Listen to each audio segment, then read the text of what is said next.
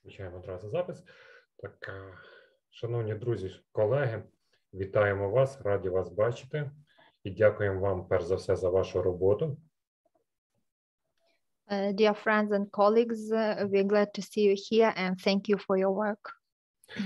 Ваша робота зараз мега важлива для нас.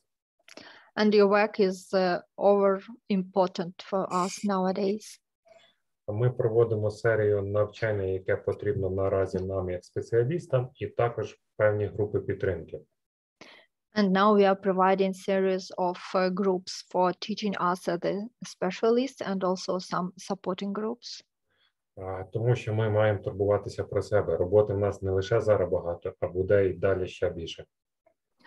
Because we also should take care about us, because now we have a lot of work and later we will have even more work. Ми на днях будемо запускати ще додаткові групи підтримки стабілізації для психологів. And some days later we will start new supporting groups for psychologists for their own stabilization. Так що завчасно вас запрошую на них. So I invite you there. Сьогодні у нас буде захід з чудовим і всесвітньо відомим спеціалістом Роджером Соломоном. And today we have this webinar with the well-known, worldwide known and very wonderful specialist Roger Solomon. Я знаю, що частина з вас його знає і з нетерпінням чекає. I know that some of you do know him yet and you're waiting impatiently to meet him again. І коли ми тут певні технічні моменти ще узгоджували, мені вже писали пусти. And while we were discussing some technical moments yet, I saw that some of us were writing to me, let me in. Но перед тим, як ми вас допустимо до Роджера Соломона, But before we will give you this access to Roger Solomon, до нас приєдналася Ізабель Фернандес. So Isabel Fernandez joined us. Вона є президентом EMDR Асоціації Європи. She is the president of the EMDR Association of Europe. І Ізабель хоче висловити свою підтримку нам як фахівцям і взагалі нашій країні. And Isabel want to say some support words for us as specialists and for all people of Ukraine. Радий вам представити Ізабель Фернандес. Ізабель. So let me introduce you, Isabel Fernandez. Oh, thank you, Vladimir, and thank you for organizing all these events and activities, and that is connecting all the clinicians and our colleagues with experts and with people that are from outside of Ukraine, but feel very close to what you're living in these days. Дякую, Володимир, за те, що організовуєте всі ці зустрічі, які зараз відбуваються, і дякую вам за те, що організуєте зв'язки ваших спеціалістів також з фахівцями, які знаходяться за межами України, але все ж таки наші серця поруч з вами, і ми також переживаємо все те, що переживаєте ви в ці дні. We have gone through the same process in a way that you are experiencing. Ми зараз також проходимо через ті самі процеси, які ви переживаєте. Because the first 2 days were days of freeze, where we're shocked by what was happening. Тому що перші дні того, що сталося, ми також були шоковані тим, що відбувається. But after a couple of days, we started reacting and trying to organize. All the European countries have been trying to organize and support Ukraine. І перші дні ми завмерли від того шоку, але пізніше, через кілька днів, ми почали також мобілізуватися і організовувати всю допомогу, як тільки ми могли би допомогти і підтримувати вас в Україні. On our side, as EMDR Europe Association, we are 38 countries with more than 30,000 clinicians. І я зараз говорю з вами як представник Європейської асоціації EMDR, яка включає в себе 39 країн і налічує більше ніж 30 тисяч спеціалістів. And we try right away to write to our stakeholders, institutions, governments, in order to raise awareness and also to make a plea for sanctions and for, strategies to stop the war. І ми також зараз звертаємося листами різного виду зверненнями і до наших стейкхолдерів, до правительства і до всіх впливових органів, куди ми тільки можемо, з нашими вимогами та проханнями також ввести якісь суворі санкції і зробити все, що можливо для того, щоб зупинити цю війну. So what we have been doing politically has been that, general mobilization of all countries and of all the colleagues and psychologists in every country. І ми також зараз відбувається така загальна мобілізація в усіх країнах, і ми також активізувалися як психологи всіх країн. Because we know also the consequences of all, this violence, and it will be long-lasting for generations probably. Тому що всі ми розуміємо, що наслідки цього насилля, вони будуть тривати ще дуже довго, і навіть коли це закінчиться, і, мабуть, ще кілька поколінь будуть це мати ці наслідки. At the same time, we ask all our colleagues in Ukraine and in the countries that are in the border of Ukraine what they needed. And they all said, we need training and support, and we need tools in order to be effective with the population. І ми також звертались до наших колег-спеціалістів в Україні і також тих країн, які межують з Україною, і ми питали, що вам зараз необхідно. І ми чули відповіді, що нам зараз необхідні тренінги, нам треба підтримка, нам треба інструменти для того, щоб ми були ефективними в роботі зараз. So we're very happy that today Vladimir could organize this wonderful webinar with Roger Solomon, that Roger has been, training in the last 30 years in Europe, and he has a lot of experience in Ukraine as well. So it is going to be an important training for you. І тому ми дуже щасливі, що зараз Володимир зміг організувати цей тренінг з Роджером Соломоном, який має досвід проведення таких тренінгів більше ніж 30 років, і також він має великий досвід зараз також співпраці в Україні, і я думаю, що він може багато чим з вами поділитися.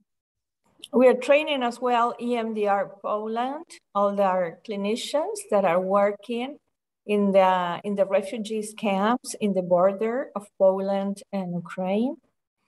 І він також проводив тренінги в Польщі з фахівцями, які надавали допомогу біженцям біля україно-польського кордону. So we are training them, and also because they are already very active in these camps. І ми спочатку тренували польських колег, тому що зараз вони можуть бути дуже активними в лагерях біженців біля кордону. And we're training also colleagues from Lithuania, Bulgaria, and Slovakia, because they want to get prepared for refugees, but also in case of invasion. Я також проводила тренінги для фахівців з Литви, Болгарії та Словаччини, щоб вони були готові до того, що до них приїдуть біженці, і також були готові, якщо раптом на них також станеться напад. So all the psychological community is really active and supportive, and also giving personal support to clinicians. Тому, як бачите, вся психологічна спільнота дуже є активною зараз і намагається підтримувати також дуже активно і спеціалістів, які працюють. Because, we want our colleagues to feel safe, to be stable, and to be able to support the population, so they can support the population. Тому що ми також хочемо, щоб наші колеги були стабільними, були спокійними і могли бути активними для того, щоб ефективно надавати допомогу населенню. Mm-hmm. So after 2 years of pandemic, we got used to this online communication, relationships, and all that. So we were prepared for something like this. І протягом 2 років пандемії ми вже звикли до такого онлайн виду комунікації, і для нас це вже стало звичним, тому ми були, в принципі, в дечому готові до того, що це може бути отак. So this is very good. This morning I heard that the Italian Psychological Association is doing a partnership with the Ukrainian Psychological Association. So we're partners. We have a kind of brotherhood right now, and especially with psychologists. І також сьогодні вранці я чула, що італійські психологічні асоціації розпочинають великі співпраці з українськими психологічними асоціаціями, і я дуже цьому рада, і, в принципі, у нас було дуже багато співпраць і до цього, але зараз це перетворюється на таке певне братство. So I really, on behalf of all this big community, I just want to confirm that we will not leave you alone, and we will stay here with you during all these days, these weeks, whatever it will take. І я дуже пишаюсь такими діями наших асоціацій, і також хочу запевнити вас, що ми не залишимо вас самих, ми завжди будемо вас підтримувати і будемо разом з вами протягом цих днів, тижнів, чи скільки б часу це не зайняло. Okay. So keep safe, and I hope to see you soon in some other events and activities. Thank you. Thanks to everybody, and thanks to Vladimir and for organizing all this, and to Roger. Thank you, Roger. І бажаю всім залишатися в безпеці, і дуже сподіваюся, що скоро ми зустрінемося також всі разом, але вже на іншому заході і з іншого приводу. І дуже дякую вам всім, що ви зараз є тут, дуже дякую Володимиру і дуже дякую Роджеру. Ізабель, дякуємо вам за підтримку. Це дуже важливо для нас відчувати підтримку з усього світу, що ми не єдині. Isabel, thank you for your support, and it is very important for us to feel your support and to realize that we are not alone. Ми пройдемо ці часи. And we will pass through these times. Okay. Thank you. Bye. Thank you for your leadership in this area, coordinating and such a significant and big response for Ukraine. Thank you for your leadership, Isabel. І дякую вам за лідерство ваше в цих подіях, в тому, що ви організовуєте такі групи і що ви так багато робите дійсно для підтримки України в цих подіях. Дуже вам дякую. Thank you. І я ще так по секрету скажу, Ізабель зараз багато моментів робить на посилення допомоги, тобто будуть додаткові навчання, буде додаткова допомога для спеціалістів. And also I will reveal you a small secret that now Isabel is working hard for provide more and more help and psychological support. So she's going to organize more training, so you will have also more information. Yes, EMDR Europe will be here. Так, асоціація EMDR Європа буде разом з вами тут. І зараз ми тоді передаємо слово Роджеру Соломону, тому що всі дуже з нетерпінням чекають. Роджере, слово передаємо вам. Okay, now we will give a word to Roger Solomon because all are impatiently waiting to hear him. So Roger, you're welcome. Okay, thank you. And thank you, Vladimir. Дякую. The EMDR training where you and I met last year, we had talked about some programs that can be done to support Ukrainians and support soldiers.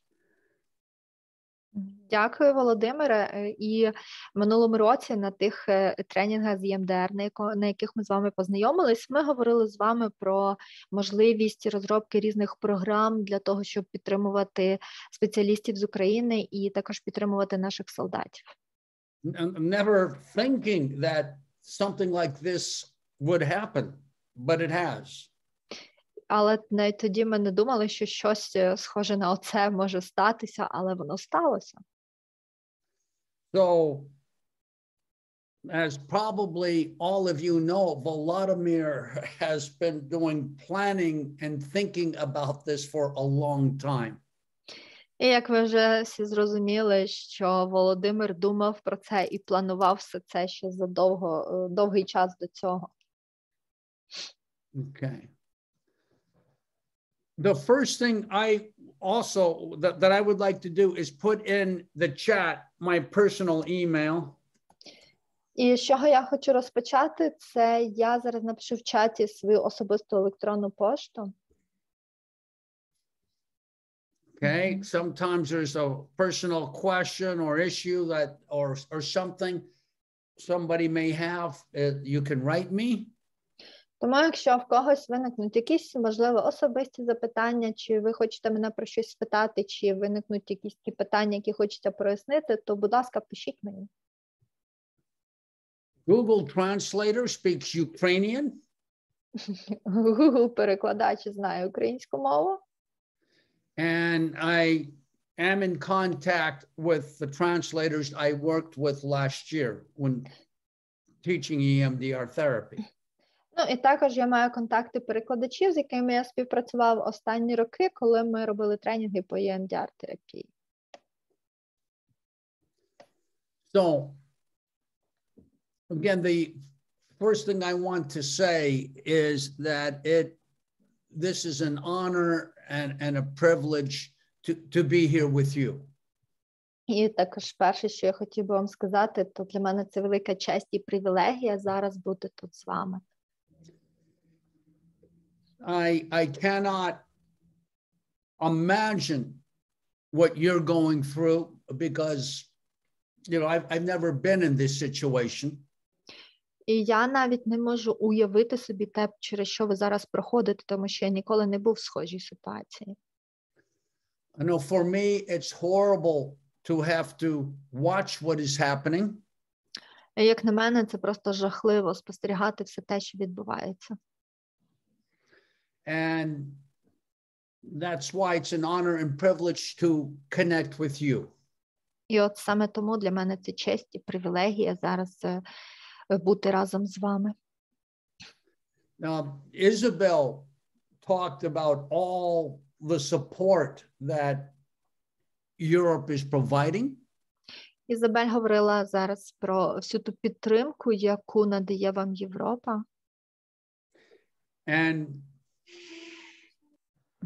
there all over the world, there are our colleagues all over the world who want to provide support to you. І зараз по всьому світі є колеги, які хочуть надати певну підтримку вам. Many people, many therapists here in America, of course, and my other friends in Asia even. І дуже багато тут людей в Америці, і мої колеги тут в Америці, і навіть мої колеги з Азії. I was chatting online earlier with a Chinese psychologist. Я сьогодні вранці переписувався з психологами з Китаю. So you're not alone here. Так що ви не самотні тут. So I would like to ask you, maybe you can put on chat, what would be helpful for you today?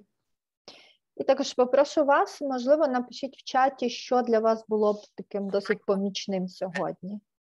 You can respond verbally or in chat.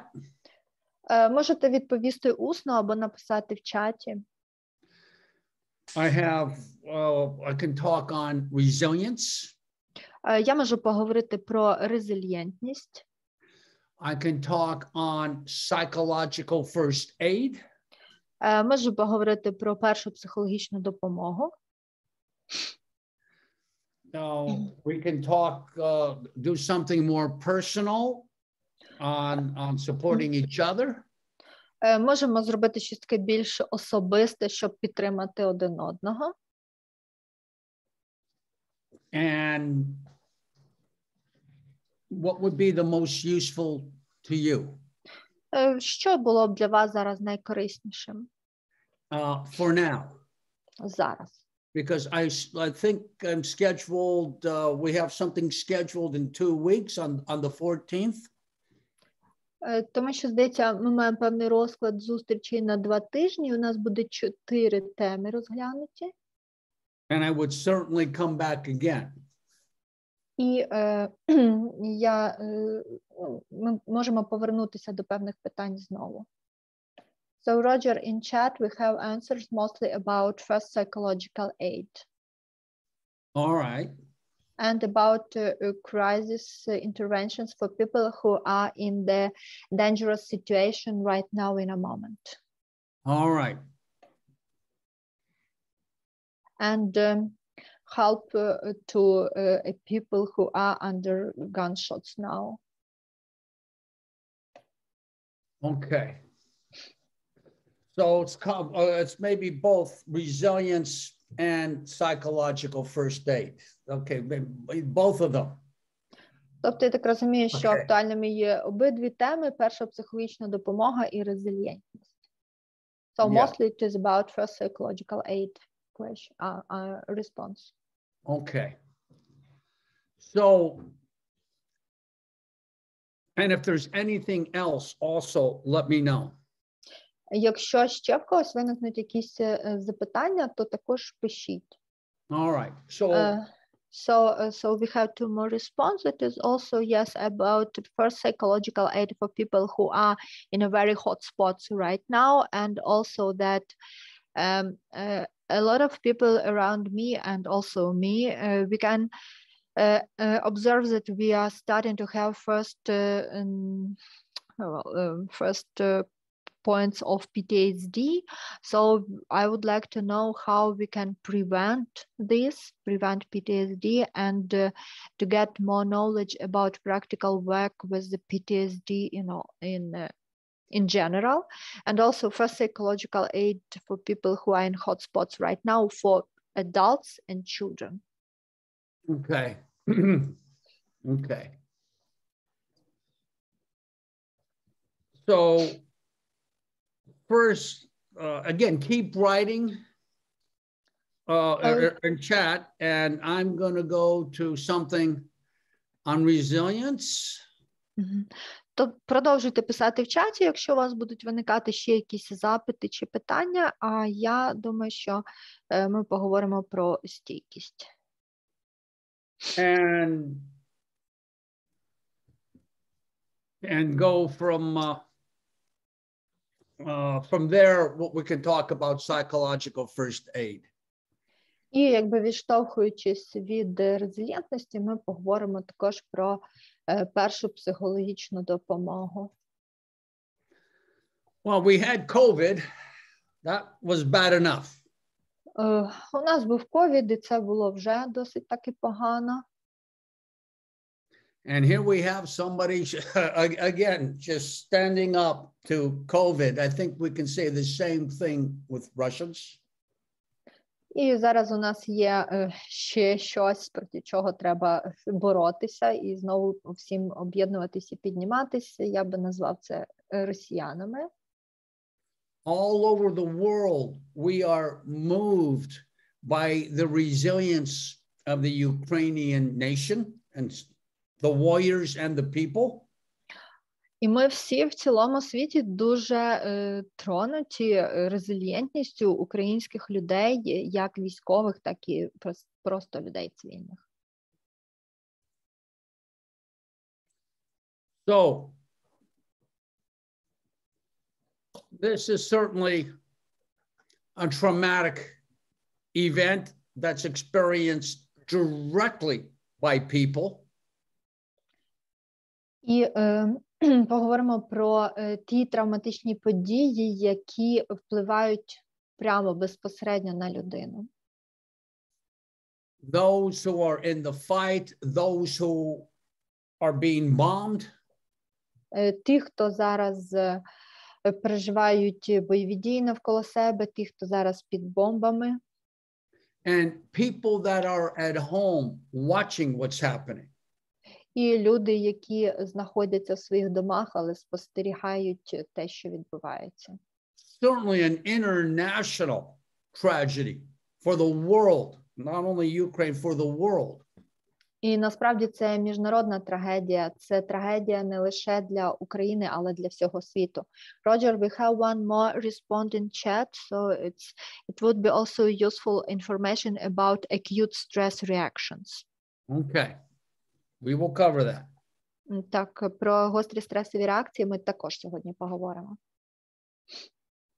Okay, and certainly safety has been violated.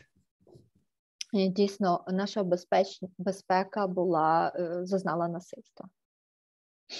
So we can talk about a critical incident or traumatic incident as any situation that results in an overwhelming sense of vulnerability or loss of control.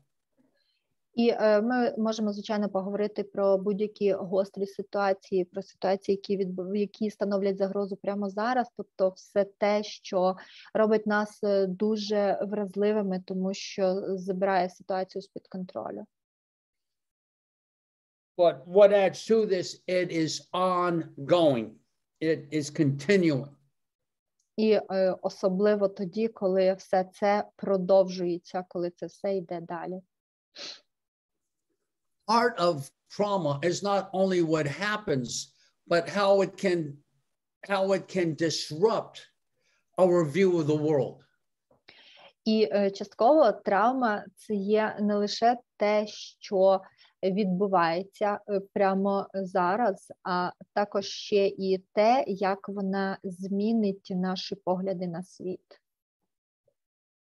One basic assumption that people make is the world is benevolent and bad things like this aren't going to happen, or not to me.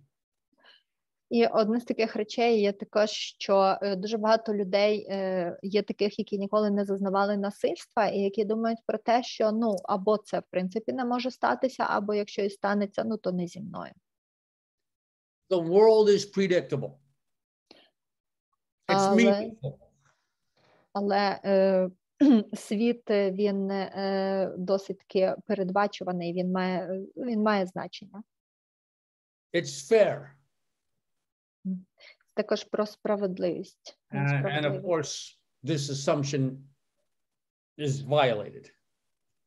І також всі ці твердження, вони також зараз зруйновані. And the self is worthy. Bad things don't happen to good people.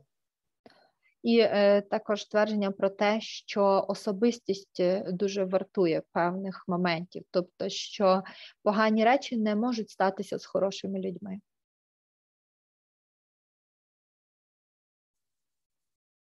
So there can be people that are victims can experience a sense of shame.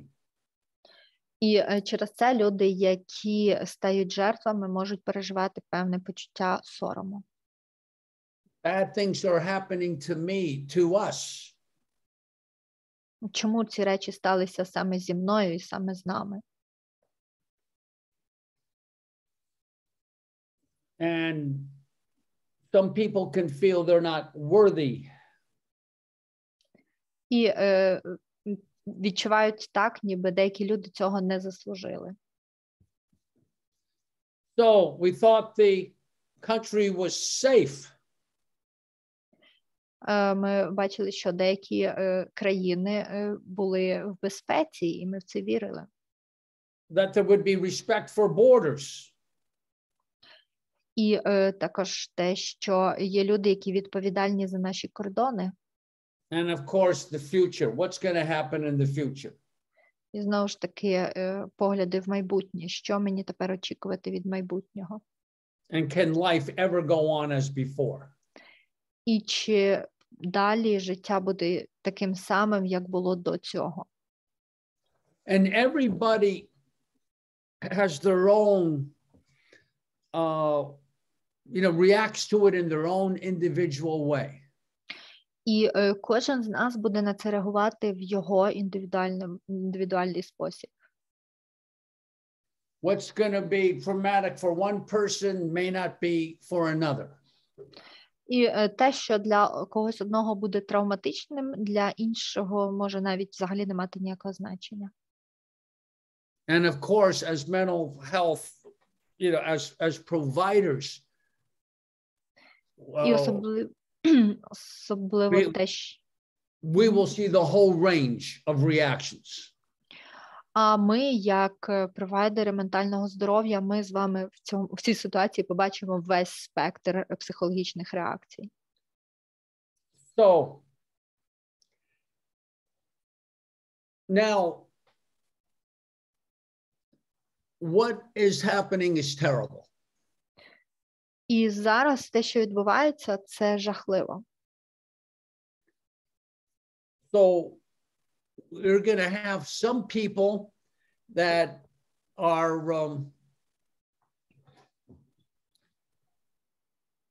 going to be suffering not only because of what's happening now, but because it's triggering past trauma.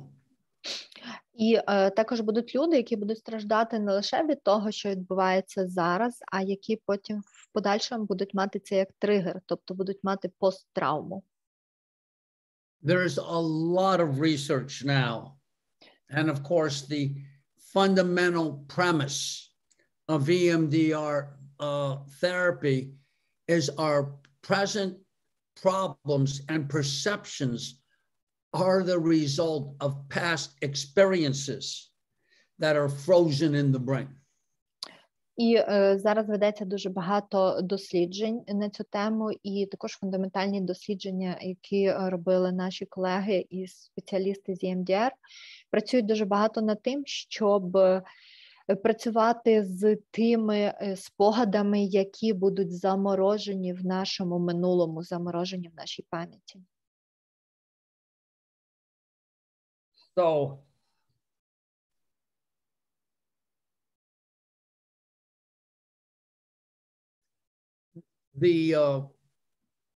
I'm thinking now of the first time I came to Kiev in 1994, several years after Glasnost. І згадую свої часи, коли я вперше поїхав в Київ. Це було в 1994 році, буквально через кілька років після незалежності. And the difficult times there were then. І тоді там також були важкі часи. And the people I met, the trauma they had experienced earlier and in childhood. І там я зустрічався з людьми, які мали певні травми, з якими вони стикались раніше в дитинстві. And what we know also from our research with war veterans, that the response to current trauma in war is also impacted by traumatic events in the past and in childhood. І також, як показують нам попередні дослідження ветеранів, то ті травми, які ми переживаємо зараз, в моменті, наприклад, війни, вони також дуже пов'язані з тими травмами, які ми отримали попередньо, давно і в дитинстві. Most recently, in working with people impacted by COVID, there was not only the trauma of COVID, but also the insecurities and fears that from childhood that were triggered. І зовсім нещодавно я працював з людьми, які отримали травму від ковіда, але там була не лише травма, власне, від переживання ковіда, а також відчуття небезпеки і страху, які пов'язані з певними подіями в дитинстві, які також тригерувалися цим. So many of the people that you are working with not only have acute stress, І багато людей, з якими ви зараз працюєте, вони мають не лише цей гострий стрес, but also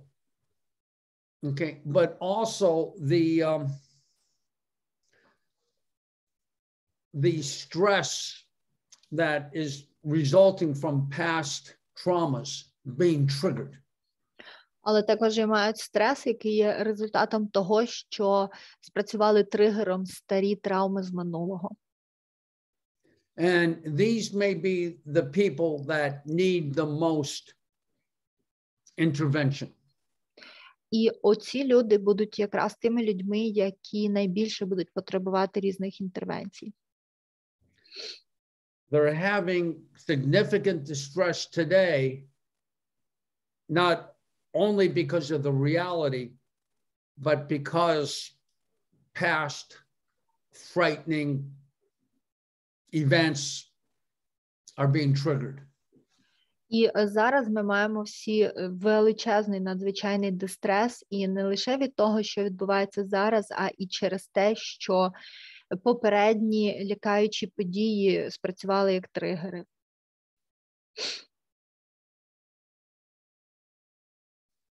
So there's many things that affect the magnitude of response. Є дуже багато речей, які впливають на магнітуду відповіді. Certainly the nature of the event. Звичайно, це природа події. And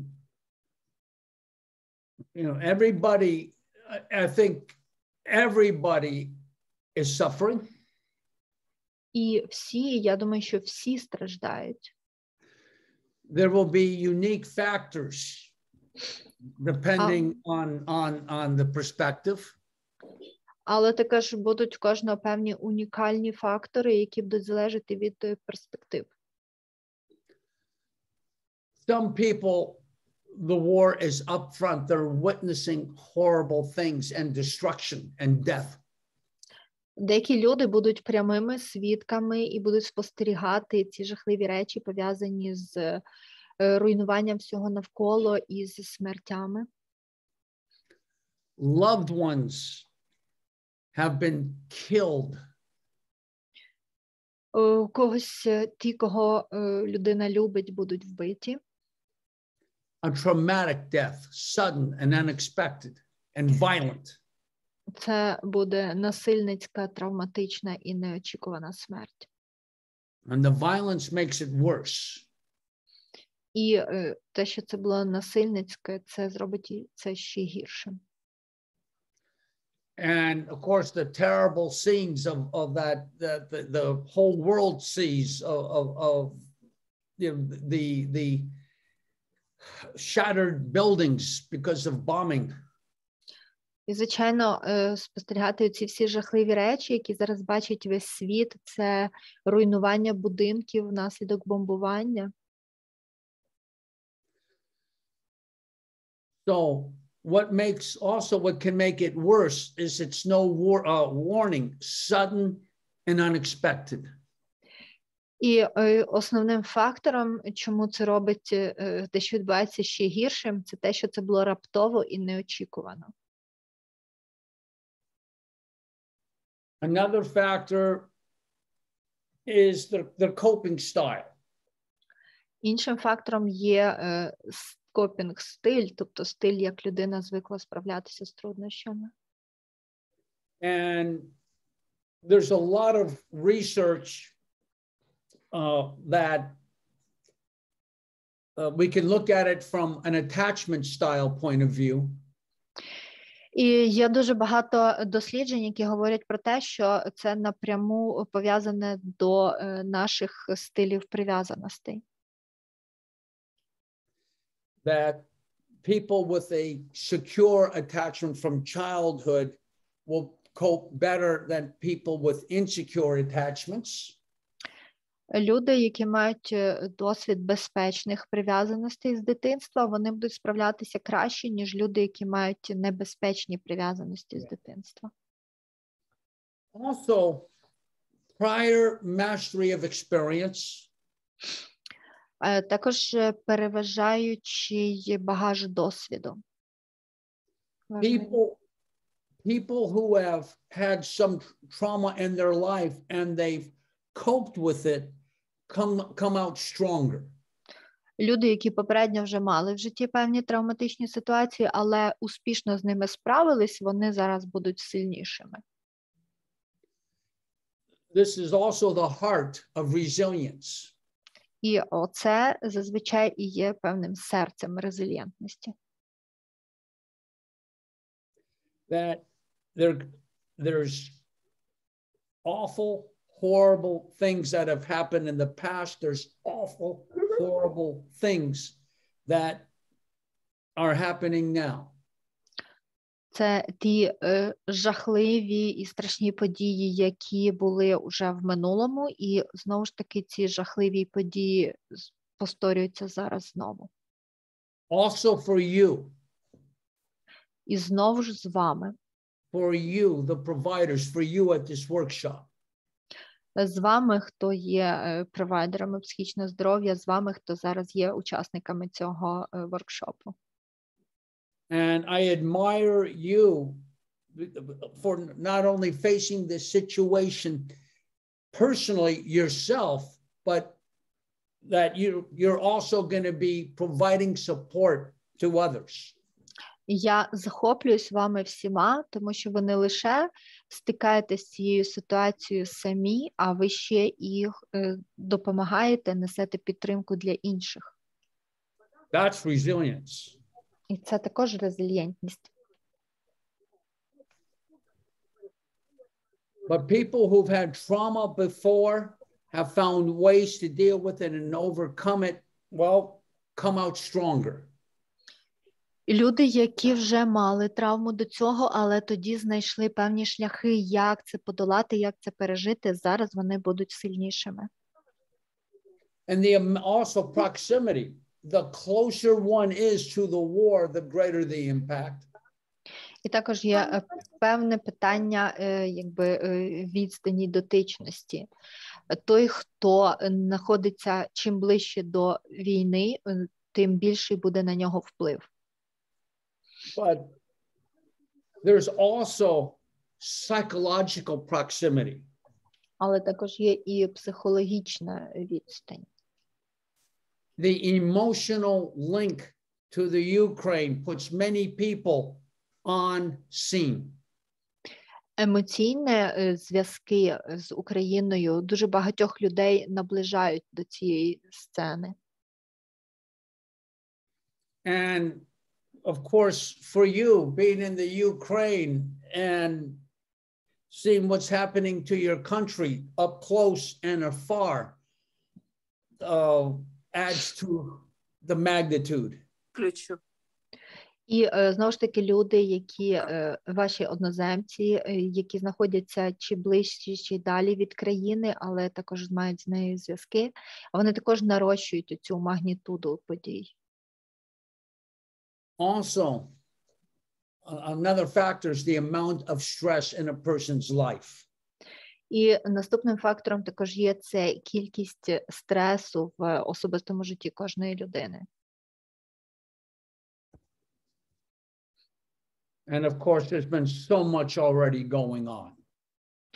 І також зараз його дійсно відбувається дуже багато. Now, let's talk about the nature and degree of social support. This also is a very important factor. А зараз давайте поговоримо про природу і величину соціальної підтримки, тому що це насправді також є дуже важливим. All right. Research has shown Дослідники показали, the amount of help and support available immediately after the event and the extent to which the person is receptive to that help is important. показали, що кількість допомоги чи підтримки, яку було надано безпосередньо одразу після події, і також її тривалість, протягом якого часу людина отримувала цю допомогу, є дуже важливою. Attachment theory is relevant here. І тут релевантною є теорія прив'язаності. As human beings, we are all mammals. We are born with an attachment system. І ми, люди, як савці, ми всі були народжені уже з системою прив'язаностей. Our innate programming is to attach to a caregiver for safety. І наша програма первинного виживання, вона заключається в прив'язаності до того, хто дає нам турботу для того, щоб відчувати себе в безпеці. In times of danger, what is the or distress? What does a baby? What does a child do? І під час небезпеки або дистресу що робить дитинка? There's the attachment cry. Відбувається плач по прив'язаності. To bring the caregiver. Для того, щоб повернути до себе, прикликати того, хто турбується. We look outside of ourselves for support in times of distress. І ми заглядаємо всередину себе, щоб підтримати себе під час дистресу. The same thing as adults. Так само, як і дорослі. When there's distress, our attachment system gets activated. І під час дистресу наша система прив'язаності активується. So appropriate support is important. Тому пряма конкретна підтримка є дуже важливою. Immediate support, the right kind of support. Така моментальна підтримка, правильна підтримка, добра підтримка. But of course, the person has to be receptive to it. Але, звичайно, людина повинна бути здатною отримувати це. And I can think of so many times when support was offered and a person did not want it, and that want support wanted to be alone. І дуже часто я стикався з тим, що я пропоную підтримку, але людина не хоче цієї підтримки, а хоче бути наодинці. And of course, we let them be. We accept that. І, звичайно, тоді ми даємо людині побути на самоті, ми це приймаємо. But I also note in the long run that these people who can't accept support remain alone in the long run do worse.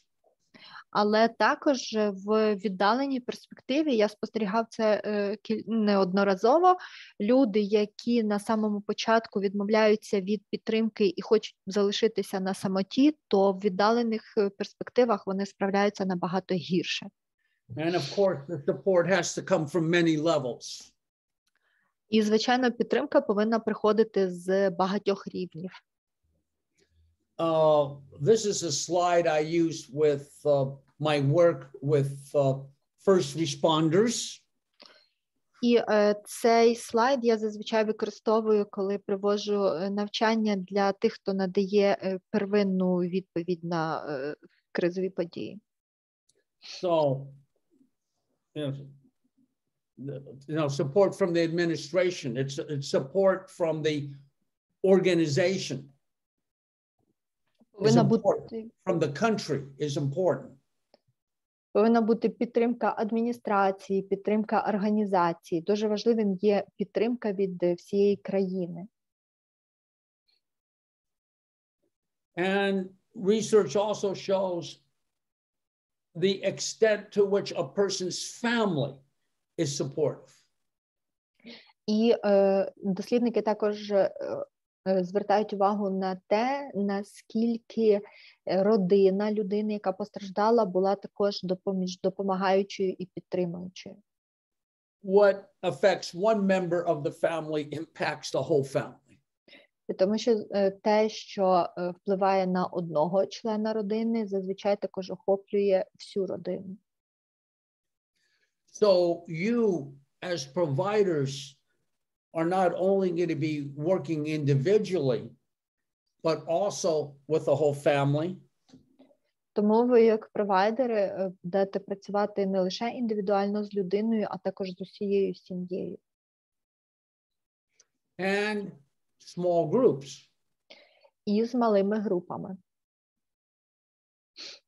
And also openness of the person in communicating with their loved ones. І також важливим є відкритість процесу і комунікація з тими, кого ми любимо.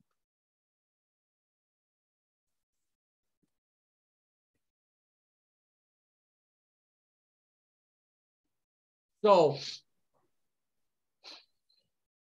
many people will be stuck. Багато людей будуть відчувати, що вони застряли. Increasingly reliving trauma. І будуть відчувати підвищення рівня травми. What is happening creates memories that get frozen in the brain and are continually replayed. І те, що відбувається з ними зараз, воно буде заморожуватись в їхньому мозку і буде продовжувати програватися знову.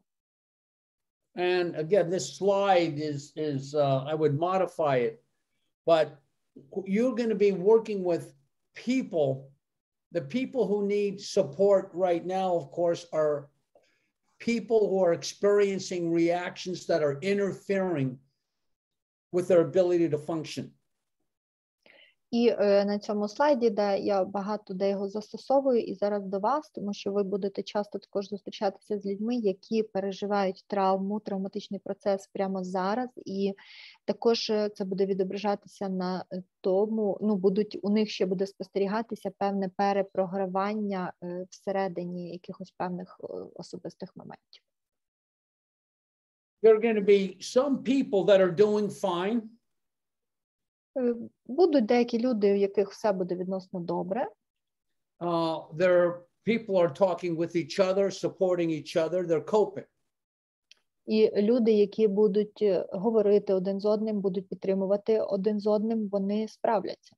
They don't need intervention. Їм не потрібні ніякі інтервенції. Well, then there's going to be people experiencing acute distress that do. Але також будуть люди, які будуть переживати гострий дистрес, то їм треба інтервенції, і тому що їм треба допомогти пройти крізь це. And there's other slides here we don't need to go over now. We go over later, or you can have a copy.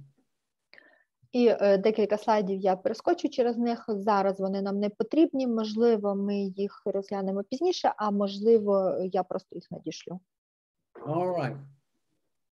You are going to be providing psychological first aid. І ви будете надавати першу психологічну допомогу. And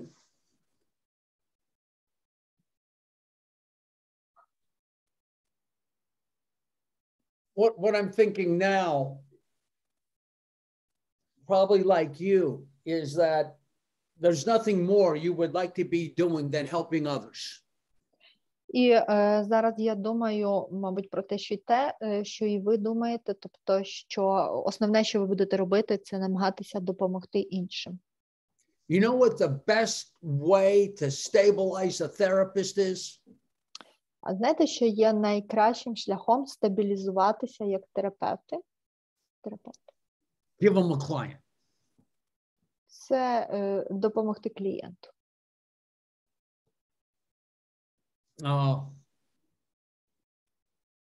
So resilience is a positive capacity people have to cope with stress. Резильєнтність – це така позитивна спроможність людини подолати стрес. A dynamic process where people exhibit adaptation when they encounter adversity. І це така динамічна спроможність людей адаптуватися до тих подій, з якими вони стикаються.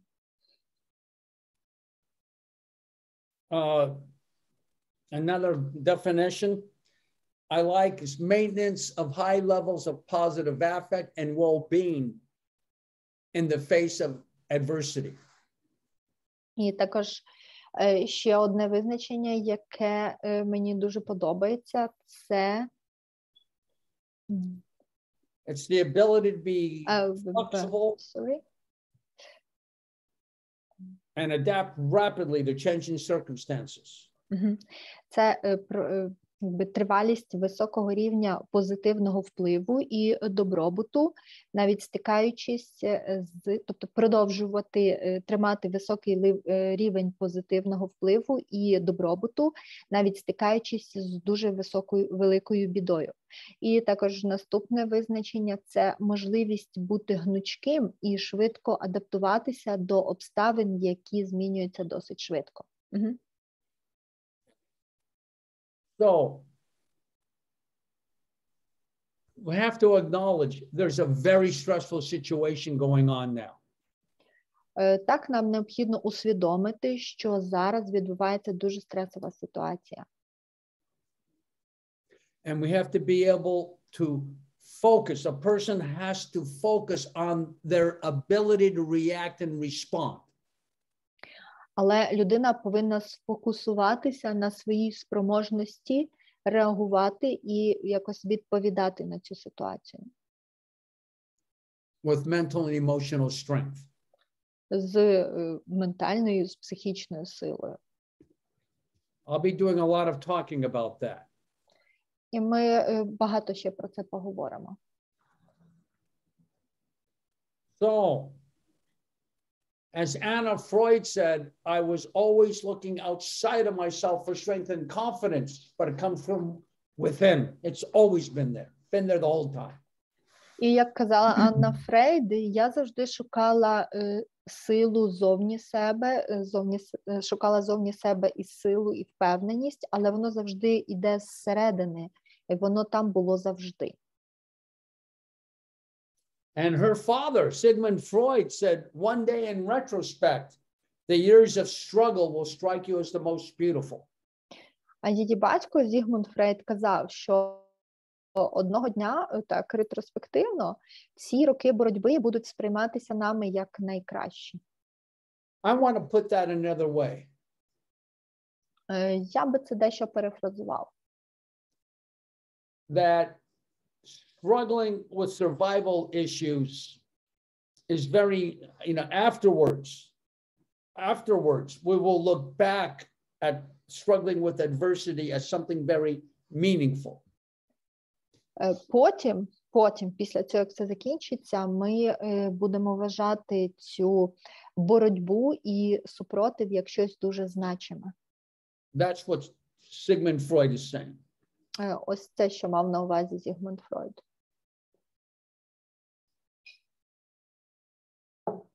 So,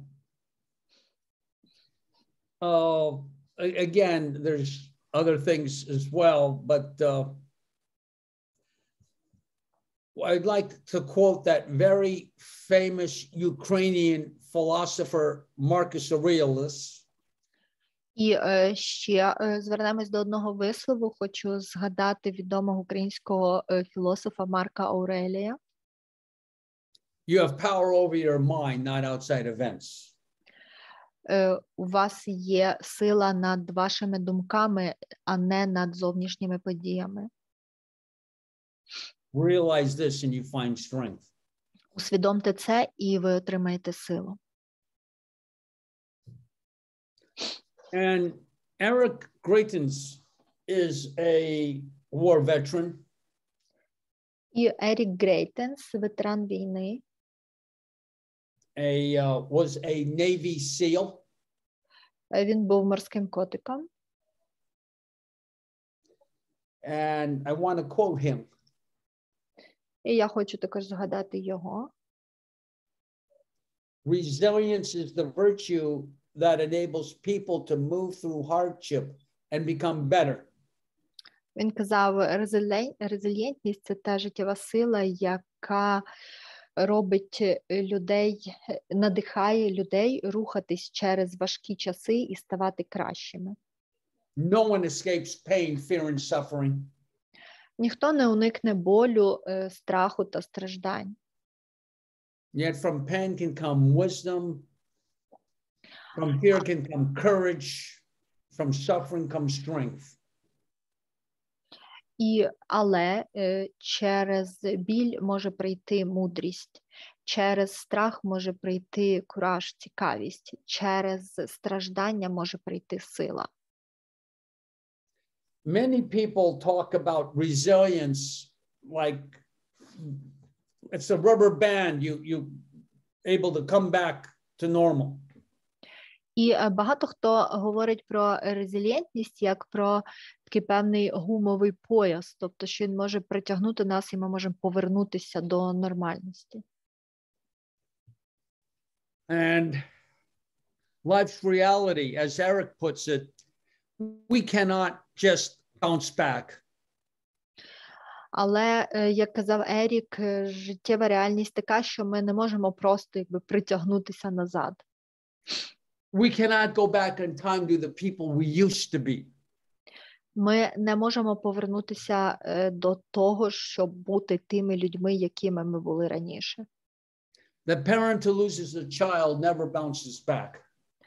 І батьки, які втратили дитину, ніколи не повернуться до того, якими були.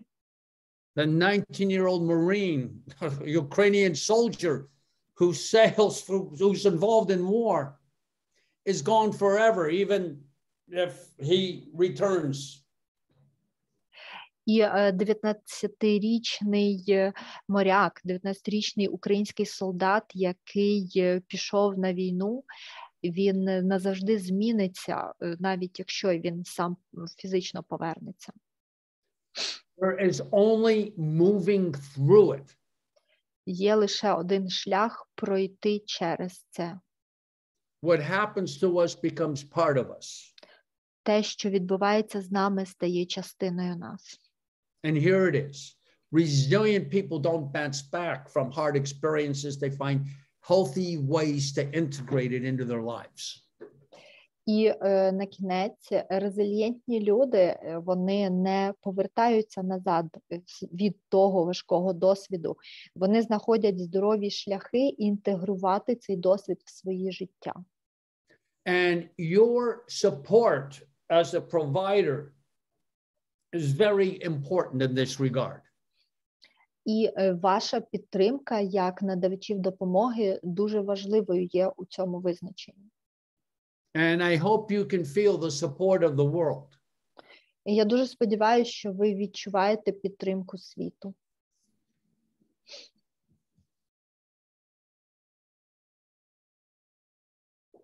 So, post-traumatic growth is a concept from Tedeschi and Calhoun. І посттравматичне зростання – це концепція, яку сформували Тедескі і Калхоун. What is happening is terrible.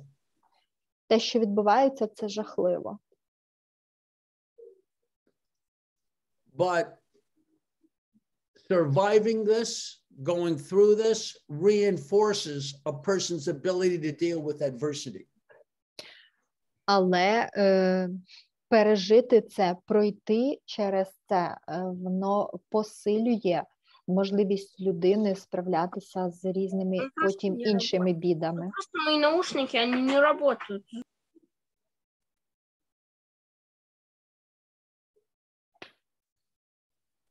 As one policeman put it, involved in a line of duty shooting, surviving my incident and facing my worst fear has taught me a lot. Як казав один полісмен, який був втягнутий в перестрілку під час свого чергування і пройшов через неї, він казав, те, що я вижив в тому інциденті, в який я потрапив і зустрівся з своїм найгіршим страхом, це багато мене навчило. And I can use the wisdom and strength gained to deal with other life challenges. І тепер я можу використати мудрість і силу, яку я отримав, для того, щоб справлятися з іншими викликами життя. And again, some of the positive effects, it promotes closer interactions with others. І також ще з одним з позитивних ефектів травми є те, що вона в подальшому сприяє більш тісним взаємодіям з іншими людьми.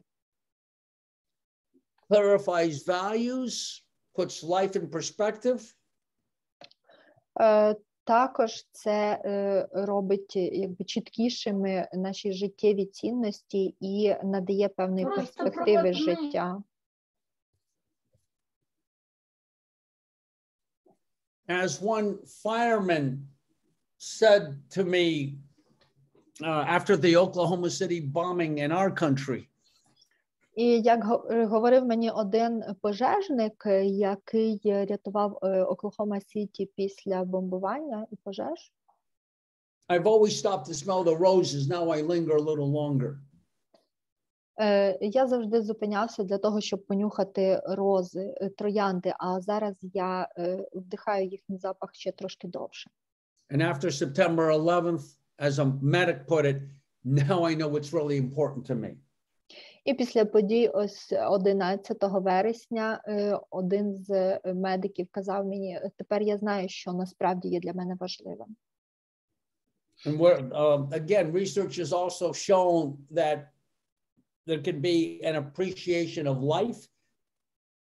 І також дослідження показують, що може виникати певна подяка своєму життю. And an increased sense of competence and resilience. І також це підвищує відчуття своєї впевненості і резильєнтності.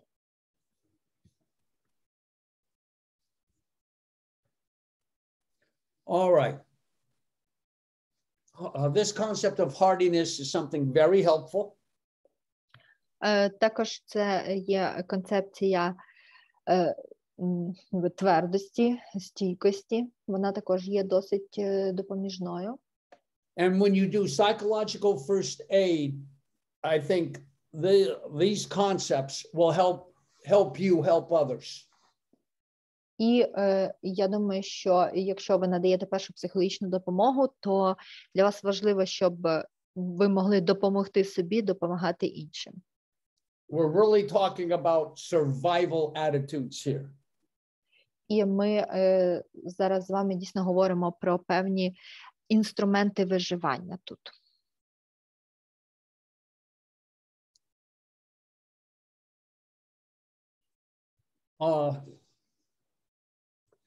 Salvatore Maddi, there's many publications. Можете почитати вченого Маді, є дуже багато його публікацій на цю тему. And he wrote on hardiness, which is another word for resilience. І він описував певну міцність, це може бути також іншою назвою резильєнтності. He was also my major professor back in 1972 when I was getting my master's, 72 to 74. І також в минулому він був моїм професором, коли я отримував степінь магістра. Це було з 1972 по 1974 роки. All right. So the first concept is commitment. І першою концепцією цього це твердження, ствердження. It's the commitment to survive, the commitment to respond. Це певне ствердження виживання, ствердження відповіді. So the way he puts it, is your life important? Is your family important? Тому скажіть, будь ласка, чи ваше життя є важливими? Чи ваша родина є важливою? Are you important? Ви важливі? All right. Так. If so, I'm important enough to fully involve myself in dealing with this problem. I can face it.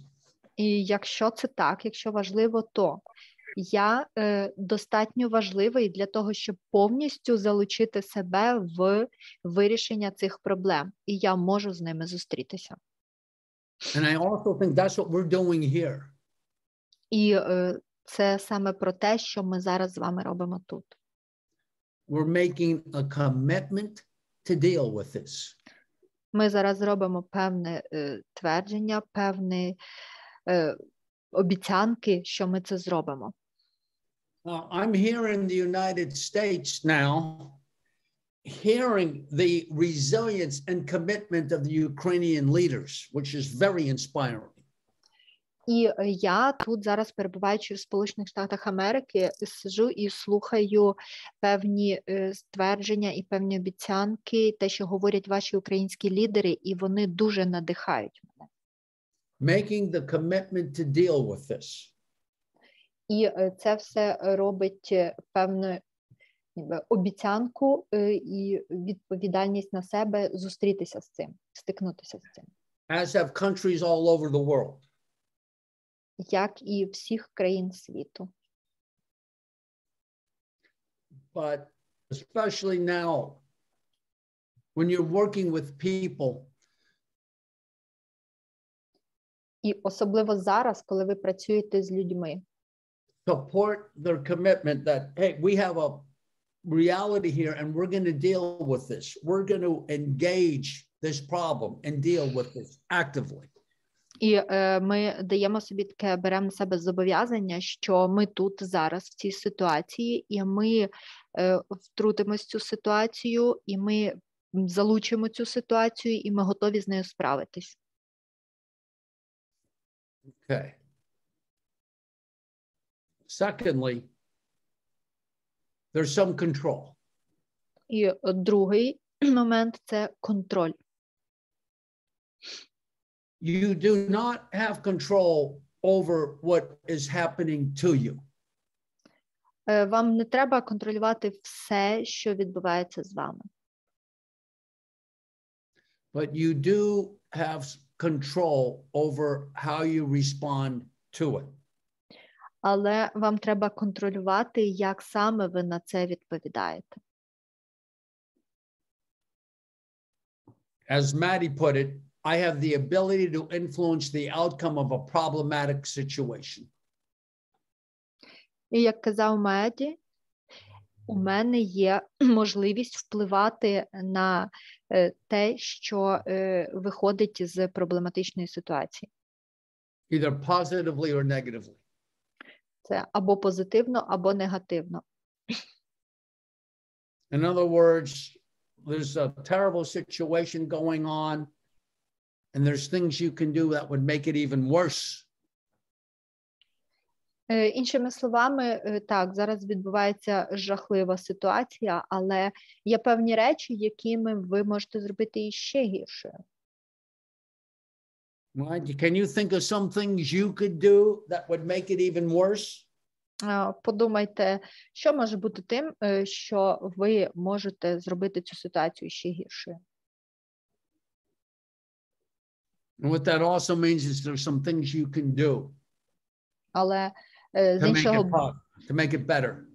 З іншого боку, це говорить про те, що ви, в принципі, можете щось з цим зробити, але також і про те, що ви можете зробити її кращою. To cope positively. Можете якось відповідати на неї позитивно.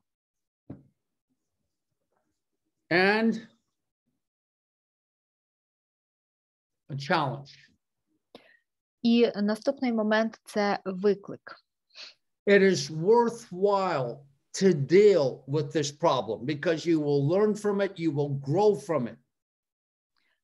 Тому що взагалі варто включатися і вирішувати цю ситуацію, тому що ви можете вирости від того, що ви справитеся з нею. Це дасть вам щось. You and your family will gain from actively dealing with this situation. Ви і ваша родина тільки отримаєте щось від того, що ви будете активно справлятися з цією ситуацією. And that encourages that commitment, making a commitment to cope and deal with this. І це повинно вас заохотити, зробити певні ствердження, певні зобов'язання, що ви справитесь з цією ситуацією і справитеся з нею. It's making a commitment to survive. Це може заохотити вас зробити зобов'язання вижити. As Viktor Frankl put it, a commitment to survive, to bear witness. І як казав Віктор Франк, зобов'язання вижити, будучи свідком. And for you, the mental health provider, you're making a commitment to help people. І ви, як провайдери психічного здоров'я, можете взяти на себе зобов'язання допомагати людям. And in making a commitment to help people, you're making a commitment for you to deal with this as well. Але і беручи на себе зобов'язання допомагати людям, ви також берете ніби на себе зобов'язання, що ви добре справитесь з цією ситуацією. And secondly, this will give you a sense of control. І, по-друге, це дасть вам відчуття контролю. You, in providing support to others, is something that's meaningful, helpful, but it gives you a sense of control in your life. Ви надаєте допомогу іншим. Це, звичайно, є дуже важливо і має дуже велике значення, але також з іншого боку це дає вам відчуття контролю над вашим особистим життям. This is your challenge. І це ваш виклик. In dealing with this problem and providing support, there is so much you will learn. You will grow so much. І справляючись з цією ситуацією, надаючи підтримку, ви отримаєте дуже багато. Це дасть вам дуже великий ріст і дасть вам дуже багато з цієї ситуації. And that just going to reinforce your commitment. І це також посилить і надасть нових сил вашому зобов'язанню. Just a little break now to think about that. І я хочу дати вам невелику перерву, просто щоб ви подумали над цим. And maybe we can take a look if there's some comments in chat, then take a short break and come back. І, можливо, давайте, хто хоче написати якісь коментарі в чаті, а потім, можливо, зробимо невеличку перерву.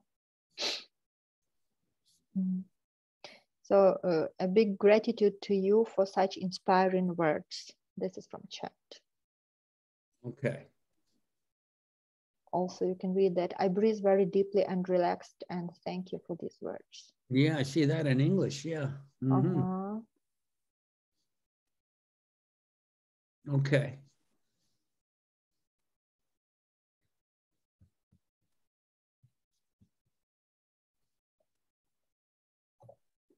All right. So, thank you for this inspiring speech. Okay, and I have more, and I would like to again in the chat. And a lot of thank you, and thank you. I'm putting my personal email again in the chat. І я знову напишу в чаті свій імейл. I'll talk more about it later, but if there's more I can do for personal support or small group support or EMDR or something, not only can I be available, but in 5 minutes I could probably gather 1,000 therapists to be available. І ви можете туди писати, якщо вам треба якась особиста підтримка, якісь відповіді на питання, чи підтримка в роботі з малими групами. І навіть якщо я сам не зможу вам допомогти, я за 5 хвилин підключу 1000 терапевтів і точно вам хтось допоможе. Not that you need 1,000 therapists descending on you.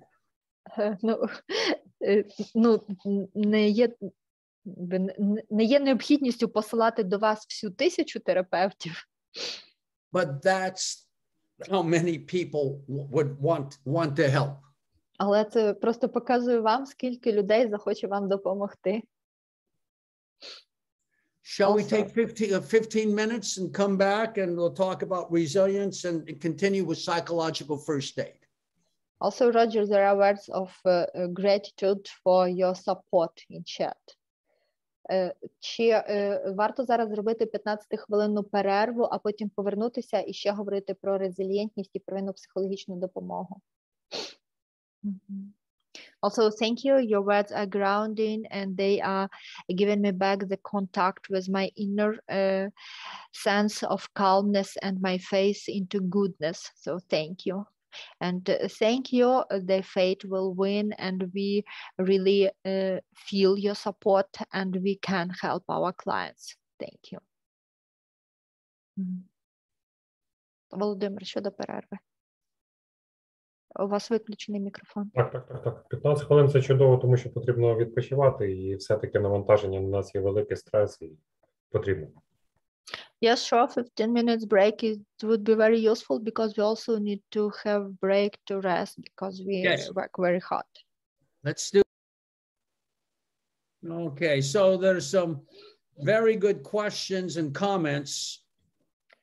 І так, можете побачити, що в коментарях було декілька дуже хороших питань. One important question was that what do we do with our clients that are in a situation where they can't really run away or for one reason or another have to stay where they are and there's shelling going on and bombing going on? І одне з питань було про те, як ми можемо допомогти людині, яка знаходиться зараз в точці небезпеки, але з певних тих чи інших ситуацій вона не може звідти виїхати і повинна залишатися там, але навколо обстріли, навколо бомбування, а людина там. Did I get that question right? I think that was the first one I answered. І я правильно задав питання, так? Я правильно його зрозумів? Здається, це був перше питання, яке я відповідав. Yes, I think you understood it right. All right. So, and with that is, how could you possibly understand what I'm going through? You're safe where you are. I'm the one under these conditions. How could you understand? Таке ж питання про те, а як ви взагалі можете розуміти, що я зараз відчуваю, якщо ви десь там у безпеці, а я зараз тут і в небезпеці? All right. And a third one was, I can't sleep. I'm afraid to sleep. І третє питання було про те, що я не можу спати, бо я боюсь спати. Okay. So, if I can tell you one of the best principles of crisis intervention from one of the best crisis intervention specialists in the world. І хочу вам дати пораду по кризовому втручанню від одного із найкращих спеціалістів по кризовому втручанню в світі. And this is a friend of mine, Colonel I'm going to call him Colonel Steve. І це мій хороший друг, я його називаю Colonel Steve. An army chaplain. Він армійський, армієць. називаємо це так. We had a soldier survive Afghanistan, but come home, and in 6 months he committed suicide.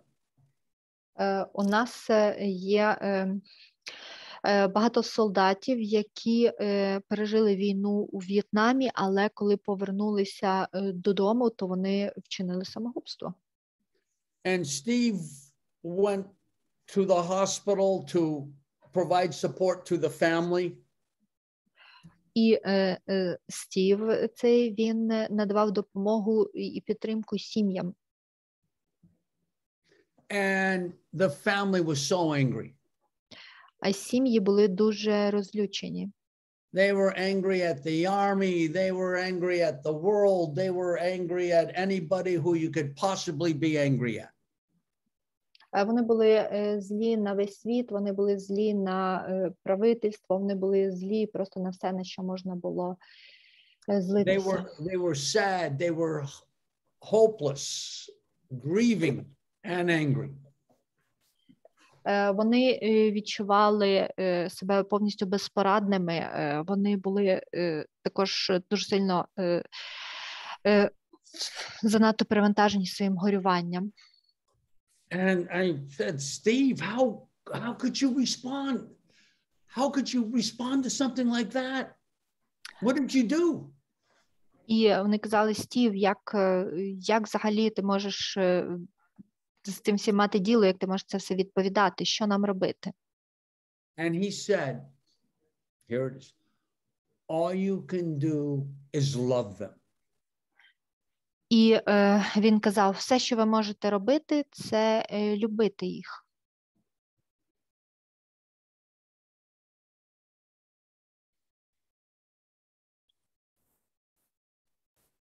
So, think about that. Тому подумайте і ви про це. We can say things like, I hear you. I'm not in your situation, but I can be with you right now as much as I can. Тому це може означати, що я тут з тобою. Я, в принципі, не в цій ситуації, але я намагаюся її уявити настільки, наскільки для мене це можливо. I want to be part of your team to help you get through this. Я хочу бути частиною тої команди, яка допоможе вам пройти через це. And you can say that I'm not in your situation, and I can't imagine what you're going through, or I can only imagine what I might feel if I were there in your situation. Ви можете також казати, що так, я не в цій ситуації, і я не знаю, не уявляю, що б я відчував в цій ситуації. Я не можу це відчувати. Або також можете сказати, що я можу собі тільки уявити, що б я міг відчувати, якби був в тій ситуації. So, there may be some of you, and this is where peer support comes in. I don't know how you feel because I'm not you. І також ви можете це робити один одному, тому що це може бути також допомога від колег, підтримка від колег, тому що я можу собі уявляти, як ви себе почуваєте. But I can imagine what you might be feeling because I've been there myself. І я просто можу тільки уявляти, які почуття у мене би були, якби я був там в тій ситуації сам. And that's a peer support perspective. І це є перспектива підтримки колег, підтримки друзів. And clients in those situations, the goal is, let's talk about how we can get through the day. І також у клієнтів може виникати питання, як нам пройти через це все, як нам пройти через смерть. So let's talk about what you can do. Right now. Тоді давайте поговоримо про те, що ви можете робити прямо зараз. And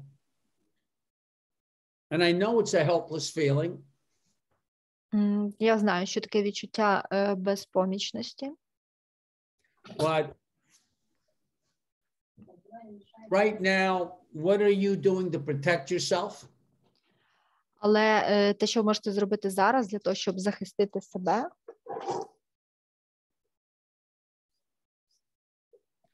And who are you in contact with? і тих, з ким ви в контакті. Do you have a safety plan? What plan do you have? Let's talk about that. І у вас якийсь певний є план безпеки. Який у вас є план безпеки? Поговоріть про те, чи є у вас цей план і що в ньому. So some problem solving. Який є план вирішення цих проблем? And staying in contact with the person. At least they're not alone. І залишайтеся в контакті з людиною, щоб вони розуміли, що вони принаймні там не самі. And that's what support is all about. І оце підтримка, це власне про це. And there's comfort in that. І заспокойте їх. And something for that, we talked about paramedics. І це також те, про що ми говорили стосовно питання про парамедика. Participants asked about a paramedic client who, again, lost, first of all, a colleague was killed. І тут колега питала про клієнтку парамедика, яка, знову ж таки, має втрати. Вона втратила тих, кого вона намагалася врятувати, колег. There's feelings of numbness, У неї є відчуття оніміння, detachment, почуття відчуженості. and there's feelings of guilt for not being able to save some people. І почуття провини, що вона не змогла врятувати деяких людей. And this is what first responders do. They give it their all. І оце те, що роблять надавачі першої допомоги. Вони повністю віддають себе. So what's important here, first of all, normalize these reactions. These are normal reactions to intense situations. І перше, що треба зробити, це нормалізувати ці відчуття, пояснити, що це є нормальна реакція на надмірну ситуацію. You're not crazy. Ви не сходите з розуму. It's an intense situation and our emotional system may shut down and we detach from our emotions. Це просто занадто надмірна ситуація, і наша емоційна система не справляється, вона закривається, і ми можемо відчужуватись від ситуації.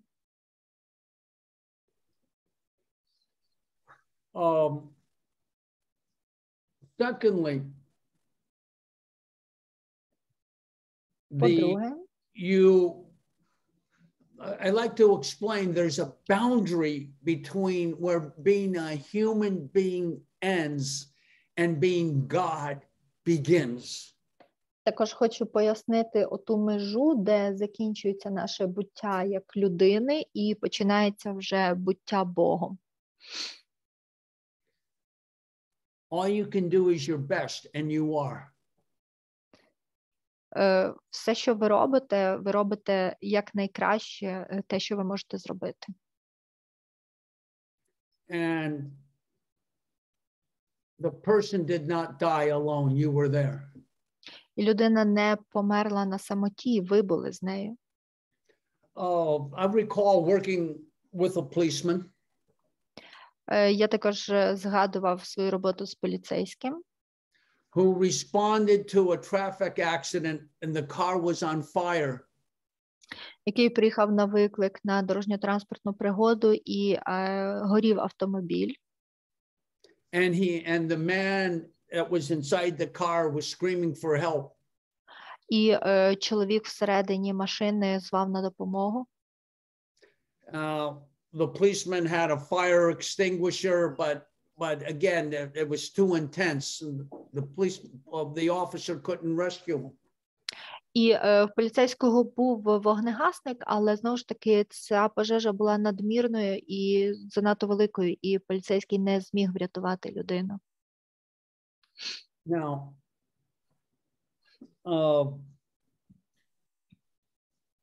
when we talked about, well, tell me about what you did. І коли ми говоримо з такими людьми, треба запитати про те, а розкажи мені, що ти зробив. That's a very important question for psychological first aid. І це дуже важливе запитання для первинної психологічної допомоги. Focusing on one's ability to respond. Сфокусувати людину на його можливості давати відповідь. And the policeman talked about everything he did to try to help. І зосередьте його на тому, щоб людина вам розказала про все, що вона зробила для того, щоб допомогти, і все, що вона зробила правильно.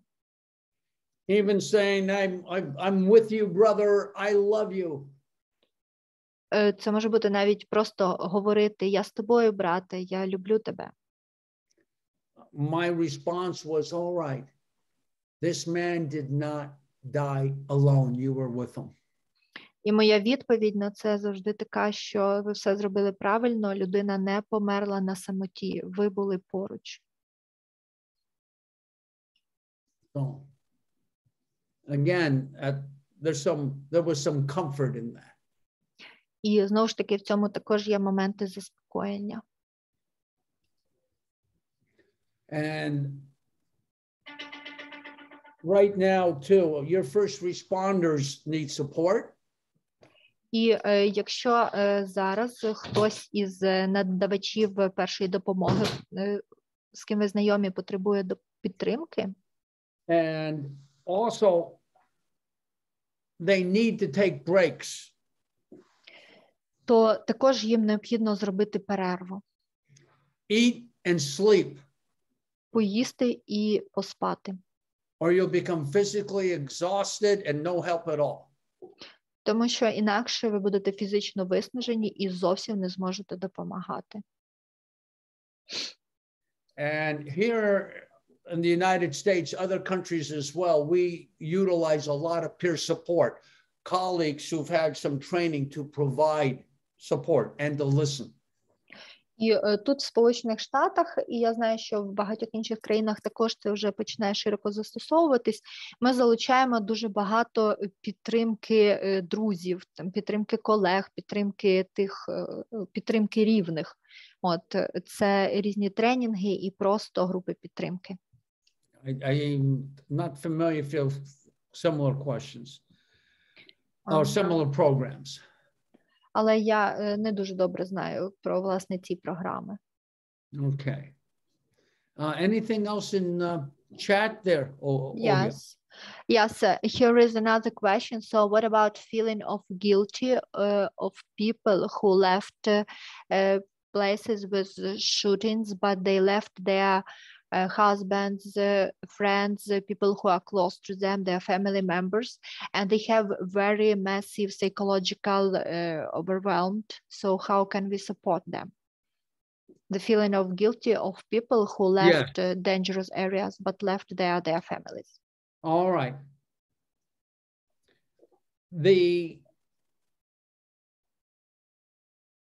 This is a terrible situation. Це питання про відчуття провини у людей, які поїхали з зони обстрілу, але залишили там рідних. Так, це просто жахлива ситуація. And over here, we're hearing about that women and children and again leave and men between the ages of 18 and 60 stay. І да, ми чули про те, що у вас це жінки і діти можуть залишати країну, а чоловіки віком від 18 до 60 повинні залишатися. And there can be guilt of course, from I'm leaving. I feel I'm abandoning my loved ones. І так, звісно, в них може виникати почуття провини, що я покидаю це місце і я полишаю там своїх рідних. So here we're talking about making a decision for survival. Але тут ми зараз говоримо про прийняття рішення, щоб вижити. And the thing to ask for this kind of guilt, І tell me what was the reasons for you doing what you did. І тоді треба задати питання, спрямоване на те, щоб повернути на зосередженість на виживанні. Тобто, скажи мені, які були причини для того, що ти зробила те, що ти зробила. And the person who's asking this question, what would these people say? I would like to know, to be sure I'm on track here. What would your client who's feeling this guilt tell you if you ask them? І також хочу звернутися до вас, щоб просто зрозуміти, що ми з вами дійсно рухаємося всі в одному напрямку. Скажіть, будь ласка, а що ваш клієнт відповів би, ваша клієнтка відповіла би на питання, якби ви її запитали, чому вона залишила те місце, чому вона це зробила? And maybe you can answer verbally. Це питання якраз до автора запитання. Можете відповісти вербально, якщо можете сказати. No, she wrote in chat, so I was saving my children. All right. So I would say that is a very legitimate reason that I'm sure your husband or your parents or also support.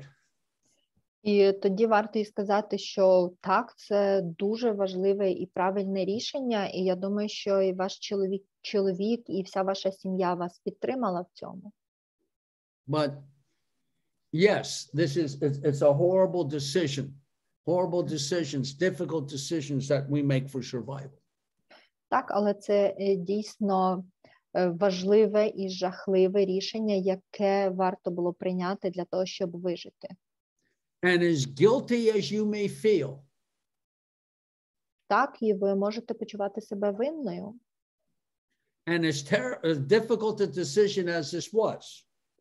І це дійсно було настільки важким рішенням, яким воно й було. And okay, you're saving your children? Так, але ви рятували своїх дітей. This is not wrong. І це не є неправильно. And you are not bad. І ви не погана. Message like that. Тобто посил повинен бути в такому ключі. There's reasons you're doing what you are doing. Тобто були причини для того, що ви зробили те, що ви зробили. And you can't lose sight of that. І ви не могли діяти по-іншому. So thank you for the answer from the person who asked. Yeah. So again, in this kind of a situation, we're looking to go for balance. І знову ж таки, в ситуаціях такого типу варто шукати баланс. And the goal is to keep a person functioning. І удачним рішенням буде дати людині змогу продовжувати функціонувати. Even right now, I'm seeing on our news channels, there's been a million refugees who have left the Ukraine. І навіть зараз я переглядаю канал новин і бачу новини про мільйони українців, які втекли з України. These are legitimate reasons for survival.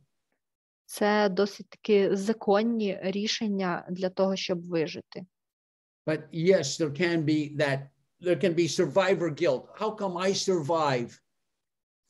And people I love have to stay and die. Так, потім може бути почуття провини вижившого, тобто як я міг вижити, якщо я залишив там свої родини помирати.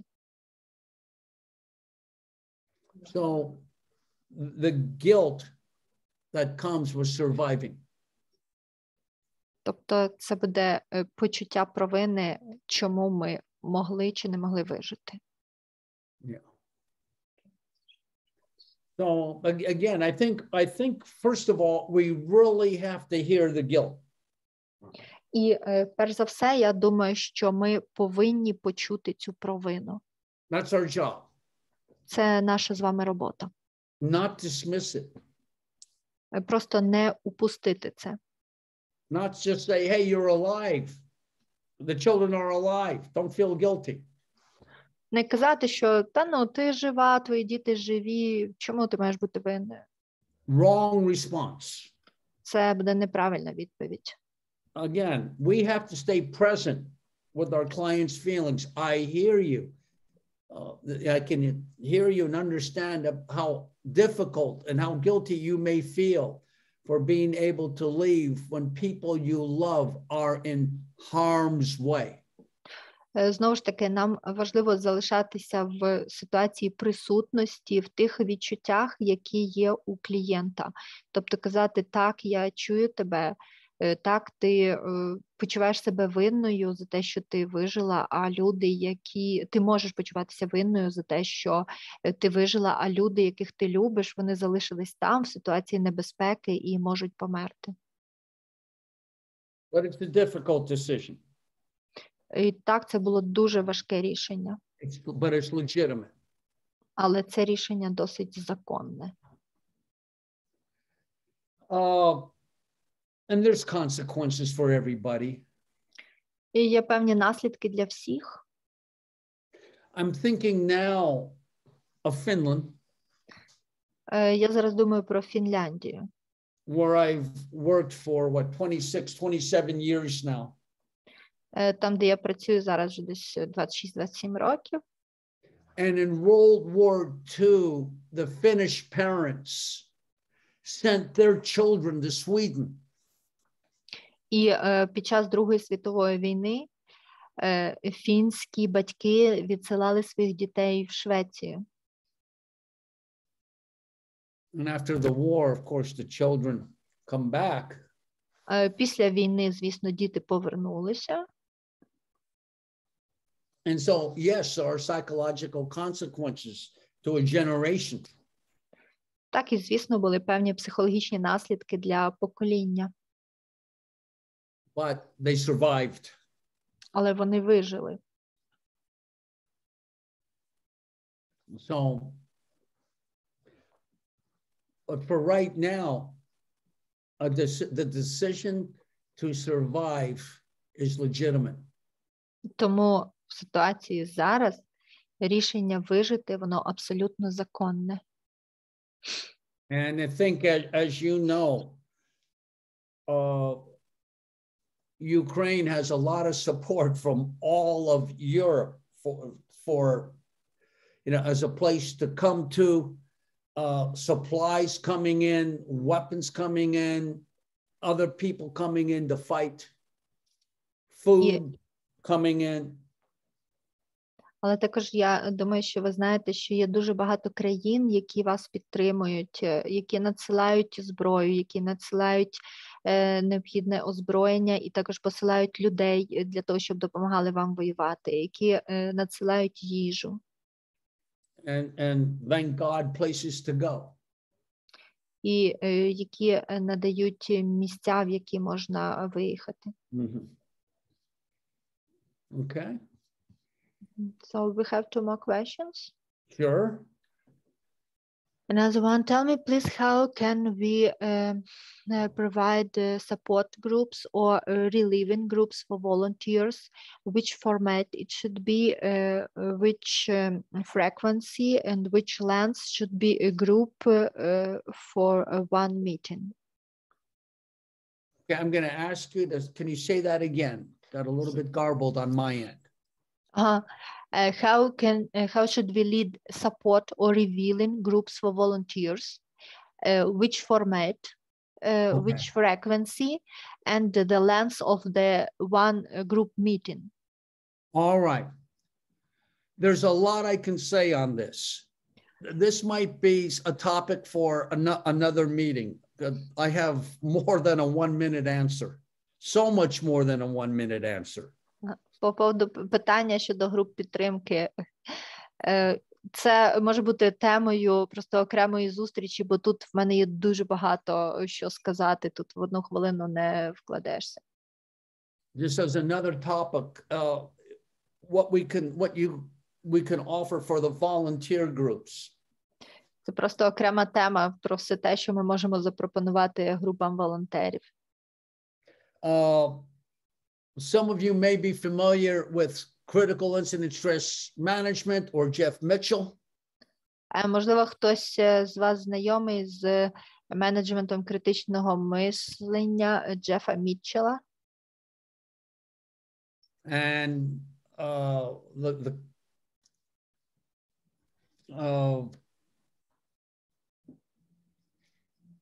I wonder if anybody is. He's a very close friend of mine. We've been working together for decades. Це дуже хороший мій друг, і ми разом працюємо вже не одне десятиліття. And there's so much to say on this topic.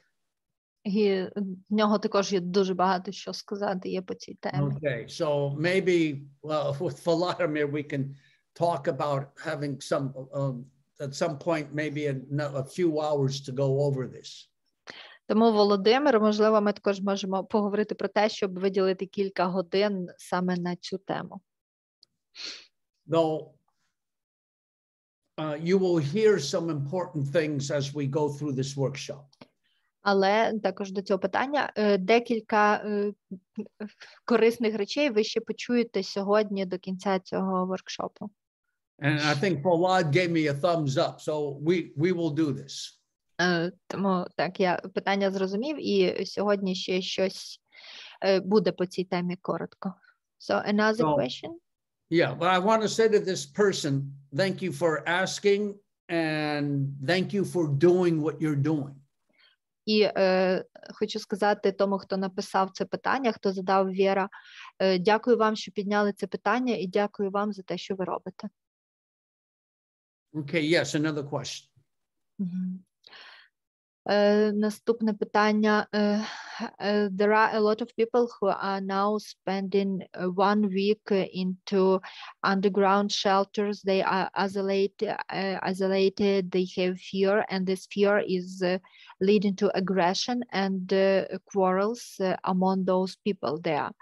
And one in that community is going into a panic attack or going into aggression, and then it affects everybody like a chain reaction. So how can we work with the people who are in the isolated situations and there is a group of them? Yeah. All right. One, first of all, principle of psychological first aid is to provide the intervention to the people with the who are exhibiting the stress reactions and aggression. І це до питання людей, які сидять ізольовані в бомбосховищах. І основним з першим принципів першої психологічної допомоги це є постачати психологічну допомогу тим людям, які зараз знаходяться в певних кризових умовах. Secondly, that maybe in some places there needs to be some special security, people who can provide safety, who can... По-друге, в певних місцях, в певних укриттях, мабуть, необхідно ввести, щоб були певні люди, які будуть там забезпечувати на місцях безпеку всередині цього. If somebody gets aggressive, there are people in these shelters who will deal with that directly. That's their job. Тобто, якщо хтось там в укритті проявляє агресію, мають бути люди, які будуть зупиняти цю агресію, і це буде їхніми прямими обов'язками там в укритті. So that people can feel as safe as possible in the shelter. Тому що люди повинні відчувати себе настільки в безпеці, наскільки це тільки можливо в тих укриттях. This takes me back to when we had some terrible hurricanes, and there had to be many temporary shelters, and for a long time. It's not war, but people were confined in close spaces for a prolonged period of time. Це, знову ж таки, повертає мене в спогади про те, коли я працював з постраждалими від урагану, і вони також перебували в певних спеціальних укриттях. Ну так, це не була війна, але все одно це було багато людей, які були сконцентровані в певних закритих територіях на певний тривалий період. And my goodness, people, not only a lot of fear, but are we going to get food? І у людей було також багато страху ще і про те, де брати їжу. Now, what was important is we will have food, and everybody will get something. І нам важливо було їм пояснювати, що так, у нас буде їжа, і всі щось отримають. So keep calm and keep order. Everybody will get something. Просто будьте спокійними і підходьте в порядку черги, і кожен щось отримає. And have intervention available for people who are the most stressed or activated. І також там ми застосовували певні інтервенції для тих людей, які знаходяться в стресі або є занадто активованими. And again, you may certainly, the need for having people whose job it is to provide security for that community. Але знову ж таки, знову на цьому наголошую, що треба мати людей, які будуть відповідати за безпеку всередині певної спільноти. So that people can feel safe. This is important. Щоб люди всередині тої спільноти почували себе безпечними, і це дуже важливо. So in this one shelter that I was thinking of,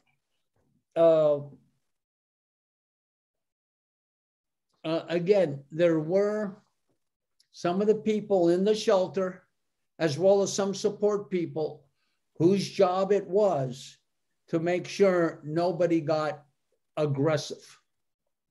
І про це сховище, про яке я зараз згадую, то там також були певні люди, які проявляли агресію, але там і були люди, які слідкували за тим, щоб ніхто не був агресивним, які підтримували це всередині.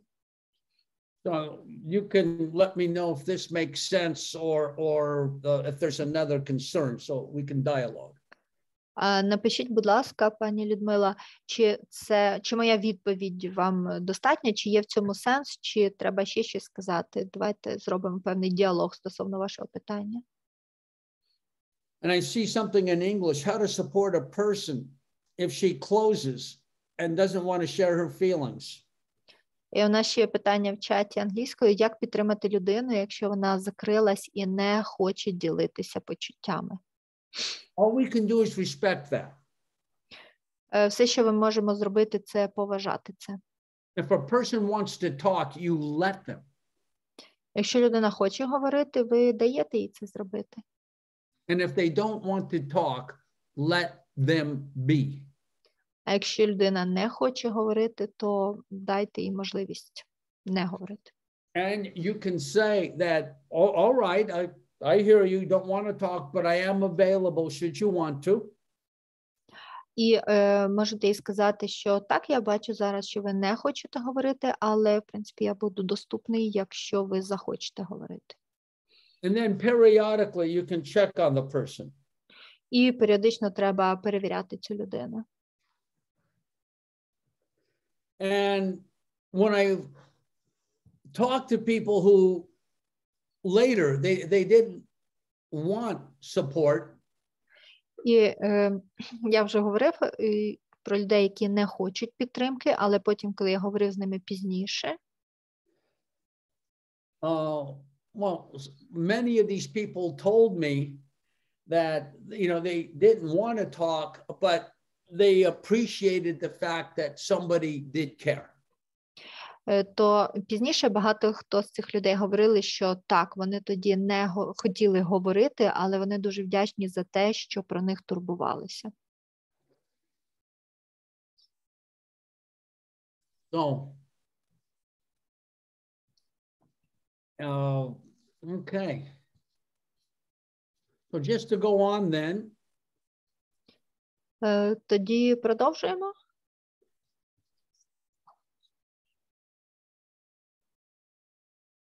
So we talked about Maddie. So we have another one question in chat. Okay, go ahead. A question from chat. Yeah. So in Ukraine, during 2015-2016, Hopkins Institution was providing a longitude research. In results of it, there were pickled some peculiarities of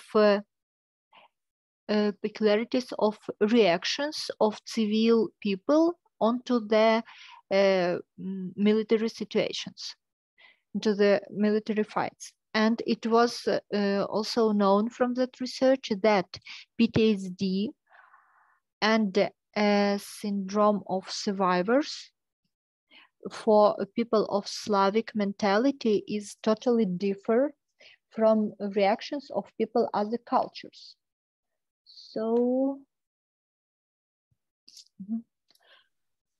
So how could it help? So what you are talking about, how can it help to understand some specifics of work in our actual conditions with our Slavic type of mentality? I mean right now, but not later. I mean in our certain situation with our certain mentality peculiarities. Let me see if I'm understanding you. Oh yeah, you're saying that the Slavic mentality is there's more of a sense of survivor guilt for surviving. So it's like it has their own specific. Скажіть, будь ласка, уточняє Роджер для автора питання, тобто ви хочете сказати, що це, ну, ви маєте на увазі, що люди славянського менталітету мають сильнішу здатність виживання?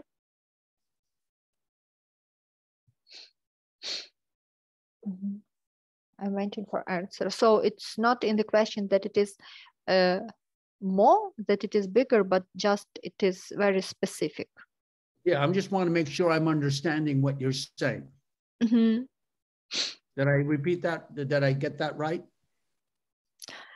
Well, it's not like more or bigger, it's just specific.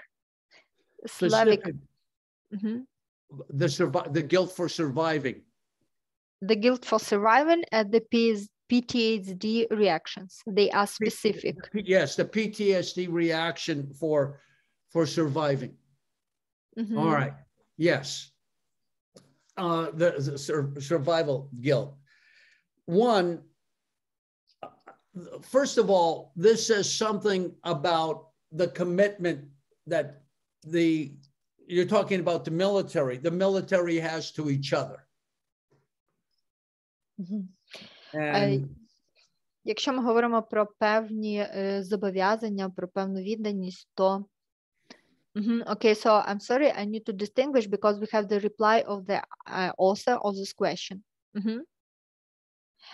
I want to say that it might be helpful if you wrote it in English, if you get a question like this. Oh, it's on Russian. So that some research, they distinguished some features that are totally different about individual psychological features, and they have a big impact on forming reactions in the situations of acute stress in Slavic people. So, and you are talking about some American people. So, is it really helpful in our nowadays situations if it is proved by scientists that Slavic people have different mentality? All right.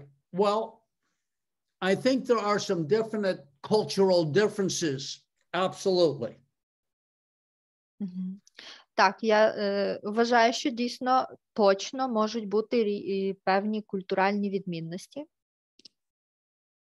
And like, for example, right now, at least from everything I understand, the strength and resilience of the Ukrainian culture is coming through. І принаймні зараз я дійсно, дивлячись на все, що відбувається, розумію, звідки йде така сила і така резильєнтність в українських людей. At the same time, and let me say that as human, I travel all over the world. Але в той же час хочу сказати вам, що я багато подорожував по всьому світі. And I often work with people where we talk different languages. І я дуже часто працював з людьми, з якими ми взагалі говорили на різних мовах. And the one thing I have found, expecting to find all these differences, І от одну річ, яку я для себе там винайшов, дійсно розуміючи і усвідомлюючи всі ці різниці. And this is me. Human beings are this in many ways more the same than different. We are the same. Ну, але це так більше мої особисті висновки. То те, що я побачив, це те, що ми люди, ми більше однакові, ніж різні. У нас набагато більше спільного, ніж відмінного. We all have amygdala and hippocampus.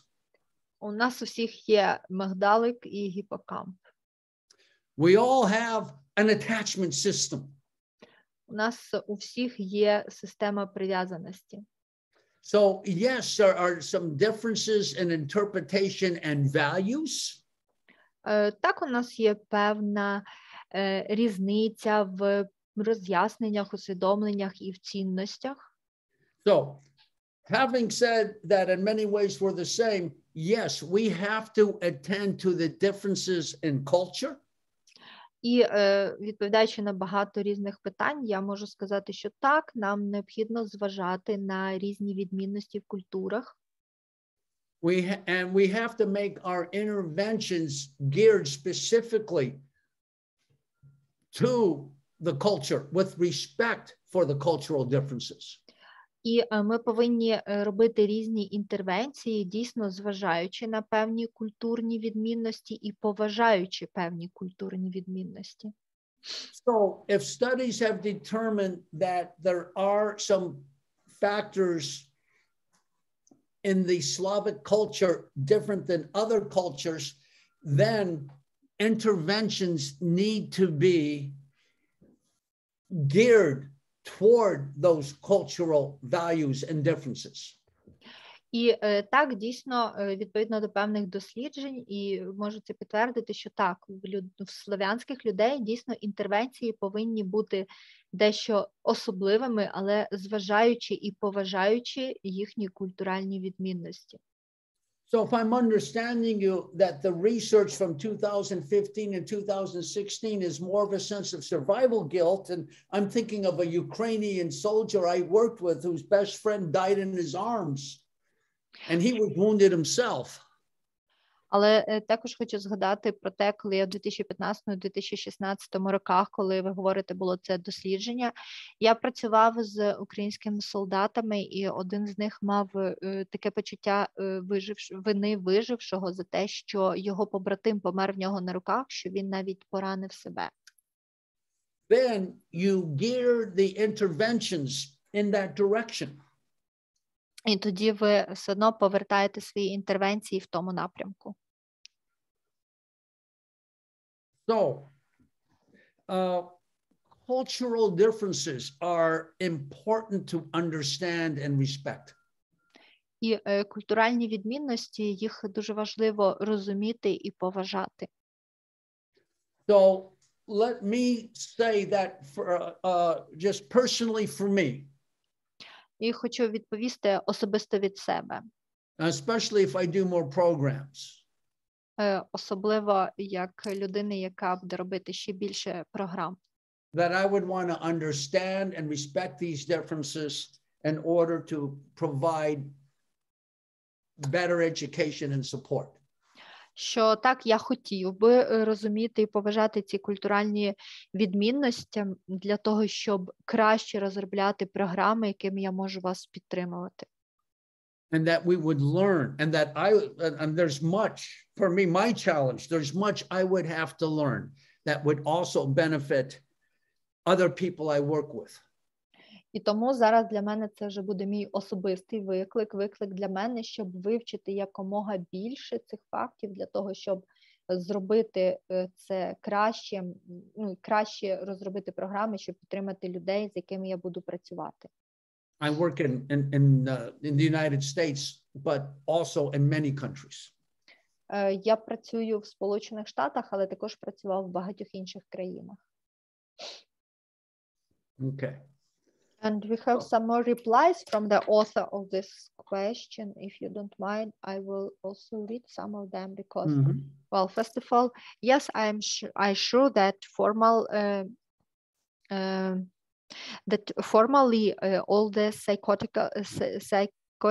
psychological reactions will be the same, quite the same, but I mean about content.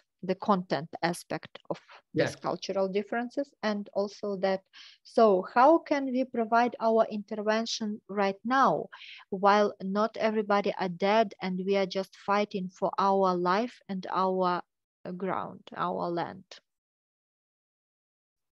Yeah, so again, right now the focus is on survival and keeping people functional. Це стосовно того, що аспект контенту і як будувати інтервенцію, поки ми ще боремося. Так, в цей момент, поки ми ще боремося, от зараз, в основному це треба будувати інтервенції на тому, щоб підтримувати позицію виживання і спонукати людей до подальшого функціонування. And I have an answer. І у мене є відповідь на це. And it's more, that's the topic I'm going to be getting into next. І це якраз та тема, яку ми розглянемо наступною. What can you do right now as you're fighting for your country and fighting to survive? Що ви можете робити прямо зараз, поки ви боретесь за вашу країну і ваше виживання? And so I certainly plan to get into this. Так, я дійсно планував розглянути це питання сьогодні. Okay. It's a crucial question, not just an important question, it's crucial. І це дуже значне питання. Це не просто важливе, а дуже вагоме питання. All right. And so, let me get into that. So, and we have another one question in chat. Well, let's hold off for a minute if you can keep track. So should I read it? No, not yet. Just keep track of it. Because there is, I would like to address this, but I want to, it's important, but I need more than 1 minute. Окей. Добре, наступні питання розглянемо трошки пізніше, поки що спікер хоче зупинитись на відповіді ще на те, що вже є. Now, we're talking about dealing with fear and vulnerability. Давайте поговоримо про те, що робити зі страхом і вразливістю. So, let me tell you my perspective. Я розкажу вам зі своєї точки зору. Now, the first 15 years of my career, I was a full-time psychologist for police officers, their mental health. І перші 15 років своєї кар'єри я працював на повну зайнятість психологом в поліцейському відділі, забезпечуючи їхнє ментальне здоров'я. Working with policemen involved in line of duty shootings. Я працював з поліцейськими, які залучались до викликів на перестрілки. I worked with a lot of war veterans, starting with the Vietnam War, which was my generation. І там було дуже багато людей, які були ветеранами В'єтнамської війни, тобто це було моє покоління.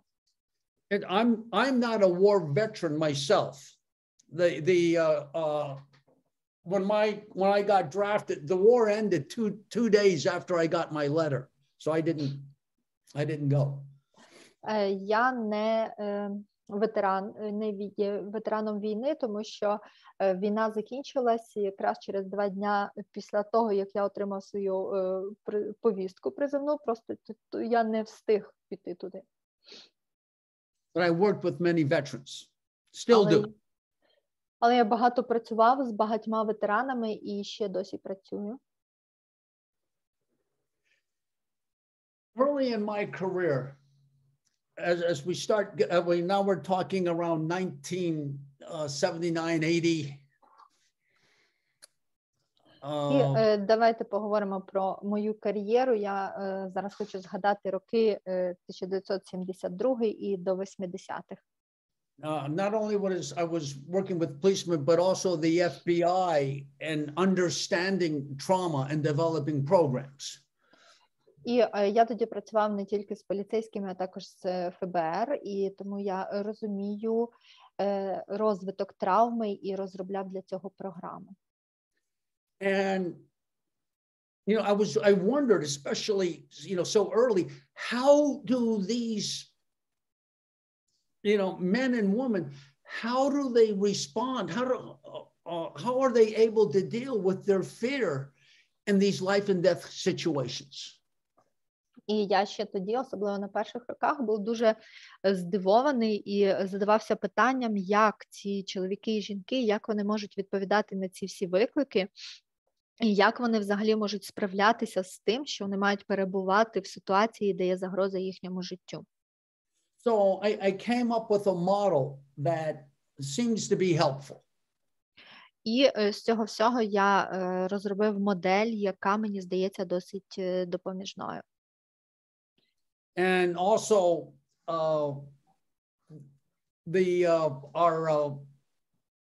one of our federal law enforcement agencies made a video that might be helpful to share at some point on these principles.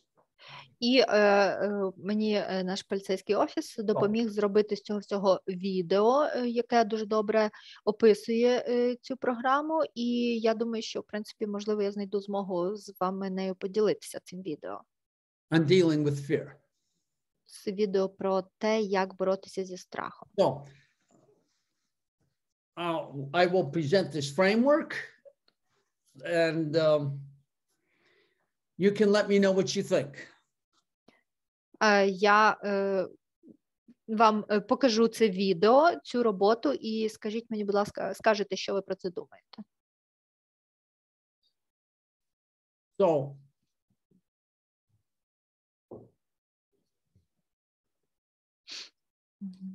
So, first of all, fear is an automatic response to the perception of danger. It's not weakness. І перш за все, у нас є, у всіх є автоматична первинна відповідь на загрозу, і це не є слабкість. Fear can be utilized to exercise caution, increase alertness, and it mobilizes our strength. Страх зазвичай вона призводить до мобілізації наших внутрішніх ресурсів і піднімає те, що всередині нас, і збільшує нашу силу. A crisis such as you are experiencing mobilizes the tremendous strength of our survival instinct. І криза, яку ви зараз переживаєте, вона взагалі мобілізує значно, надзвичайно мобілізує величезні сили, які є всередині вас, і які будуть спрямовані на підтримку інстинкту виживання. Under adverse conditions, our response comes from a frame of mind of strength and control and clarity. І в ситуації значної біди наші сили, вони всі виходять, піднімаються у нас із ситуації сили і контрольованості і наших внутрішніх ресурсів. The survival resource. З наших ресурсів виживання. All right. So this is what policemen have taught me what happens in a critical encounter. І це те, чому навчили мене поліцейські, що відбувається в певні критичні моменти. Now, this model is artificial because I'm trying to describe in words what takes place in a flash of a second. І ця модель, вона штучно створена, тому що тут в ній я намагаюся словами передати все те, що відбувається взагалі в одну мить таким певним всплеском в ментальності, в психіці людини. So the first thing that may happen is here comes trouble. You're aware of a threat. І з чого все починається, що настає якась ситуація неприємна, і ви починаєте усвідомлювати, що ця ситуація є загрозливою. And then there's universal words. Oh, shit. А далі є таке універсальне слово «oh shit», у нас трошки інше. От, капець. What do you say in Ukrainian? Яке слово у нас універсальне в Україні? All right, like, French say, oh, tabernacle. Ага, Okay. французи так довго говорять. Okay. У нас в Україні що? Shock. Дідько. We have one дідько. Dika? Дідько. Okay, yeah. Okay, that means shit, right? It's mean kind of a devil. We have some other words, but they are rather obscene, so I know. Oh, I don't want to say it. I know. That's another one. Oh, fuck. That's right. But people are typing, chatting it, so пиздец. Good. All right. I'll look at that later, and you can translate for me. All right. Да. Він очікував, що там матюки напишуть, і дочекався. Дякую, Ірина. But it's the shock, startle, disbelief. Oh my God. І це стадія шоку, коли людина просто перестає в це вірити, там, о Господи. You become aware you're in trouble. І ви починаєте усвідомлювати, що ви в біді. A person may feel weak, vulnerable, powerless, not in control. І тут людина може почувати себе слабкою, безпорадною, не маючи контролю над ситуацією. This is the moment of vulnerability awareness. І людина почуває себе дуже вразливою, і це є момент усвідомлення вразливості.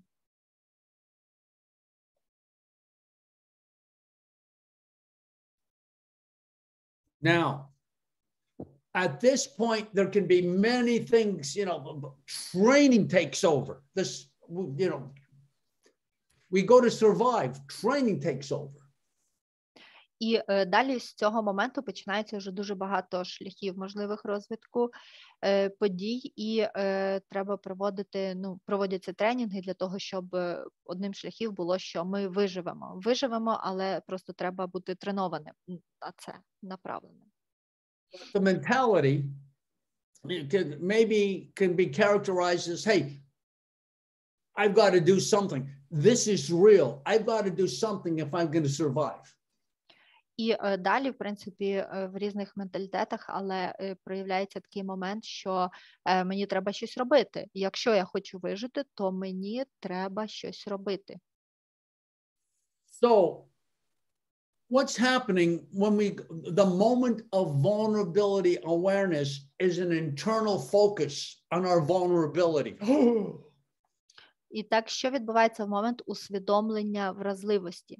В цей момент наш фокус нашої уваги переходить на нашу внутрішню вразливість. Ми усвідомлюємо, наскільки ми є вразливі, і це є так просто, о Боже. And we've got to get from an inner focus to an external focus. А далі ми увагу переводимо з внутрішнього фокусу на зовнішній фокус. So, hey, this danger is real. It's up to me. I have to do something. Починаються думки, що так, ця загроза дійсно реальна, але це все залежить від мене, я повинен щось робити. Other people think, no way, I'm not going to let this happen to me. Or like with a policeman or a paramedic, I'm not going to let this happen to you. А інші люди можуть мати такі думки, що ні, я не дозволю цьому статися зі мною. Або, як те, про що ми говорили в ситуації з парамедиком, можуть бути думки, ні, я не дозволю цьому статися з вами. And your firemen and your volunteers. No way, I'm not going to let this happen to you. І це думки всіх пожежників, волонтерів. Оце ні, я не дозволю цьому статися з вами. So now this is what was said, I've got to do something. We're making the transition from an internal focus on vulnerability to an external focus on the danger.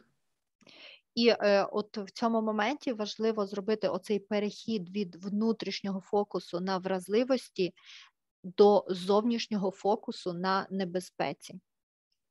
So the next phase is survival. І наступний момент – це є, власне, виживання. Or we can also talk about it as coping. І також ми можемо про це говорити як копінг, як можливість вирішити ситуацію. Now, all right, I've got to do something. So now we're looking at the danger. We're looking at the situation now in terms of responding to it. What can I do? І в цьому моменті зараз так, я вже усвідомив, що є небезпека, і мені треба роздивитись цю ситуацію небезпечну з різних шляхів, щоб усвідомити, а що саме я можу робити. A lot of times there's, again, automatic behavior, training takes over. І тут уже дуже багато у нас наростає цих автоматичної поведінки, автоматизмів і того, до чого ми треновані. We can start responding to danger in an adaptive way before we even know what's happening. Ми можемо почати давати відповідь на небезпеку певним адаптивним шляхом ще до того, як ми усвідомимо, що відбувається. 2/3 of people in a traumatic situation have slow motion. Things go slow. І у 2/3 людей під час травматичних ситуацій мають таку певну якби сповільненість мислення. В їхній уяві всі дії відбуваються дуже-дуже повільно. Like there's more time to think. І їм треба більше часу, щоб подумати. For some people goes faster. А деякі люди навпаки рухаються швидко. For many people, loud sounds are blunted. They may not hear gunshots or it's not so loud. І деякі люди, вони ніби блокують в уяві голосні звуки, і вони можуть навіть не чути пострілів, або можуть чути їх набагато тихіше, ніж це відбувається. For other people, they're louder. А деякі люди чують їх навпаки набагато голосніше. There's tunnel vision, a focus on the danger. І тоді розвивається тунельний зір, сфокусований на небезпеку. And there's many thoughts, many thoughts. І тоді є дуже багато думок в голові. So, consciously or instinctively, a person comes up with a plan, starts to react, focusing on the danger and what I can do. Тому свідомо або інстинктивно людина починає проявляти свою реакцію на небезпеку з питанням, а що я можу тепер робити? And then a person starts to feel maybe more balanced and in control. because I'm focusing on what I can do. We're more balanced and in control. І з цього моменту людина починає почувати себе більш збалансовано і більш контрольовано, тому що фокус переходить на момент, що я можу зробити. And then there comes a very special moment when you know what it is you have to do. А далі настає один такий дуже особливий момент, коли людина усвідомлює, що саме вона може зробити. There's a moment of commitment. І це є момент відданості, момент зобов'язання. The resolve to act. Яка в результаті дає дію. Whether it's instinctual or planned. І неважливо, чи це буде інстинктивно, чи заплановано. Maybe for some of you, you can think back to a situation where you thought, oh shit. І для всіх вас питання, можете ви собі також згадати ситуацію, коли ви опинились в тому моменті, коли ви подумали, капець.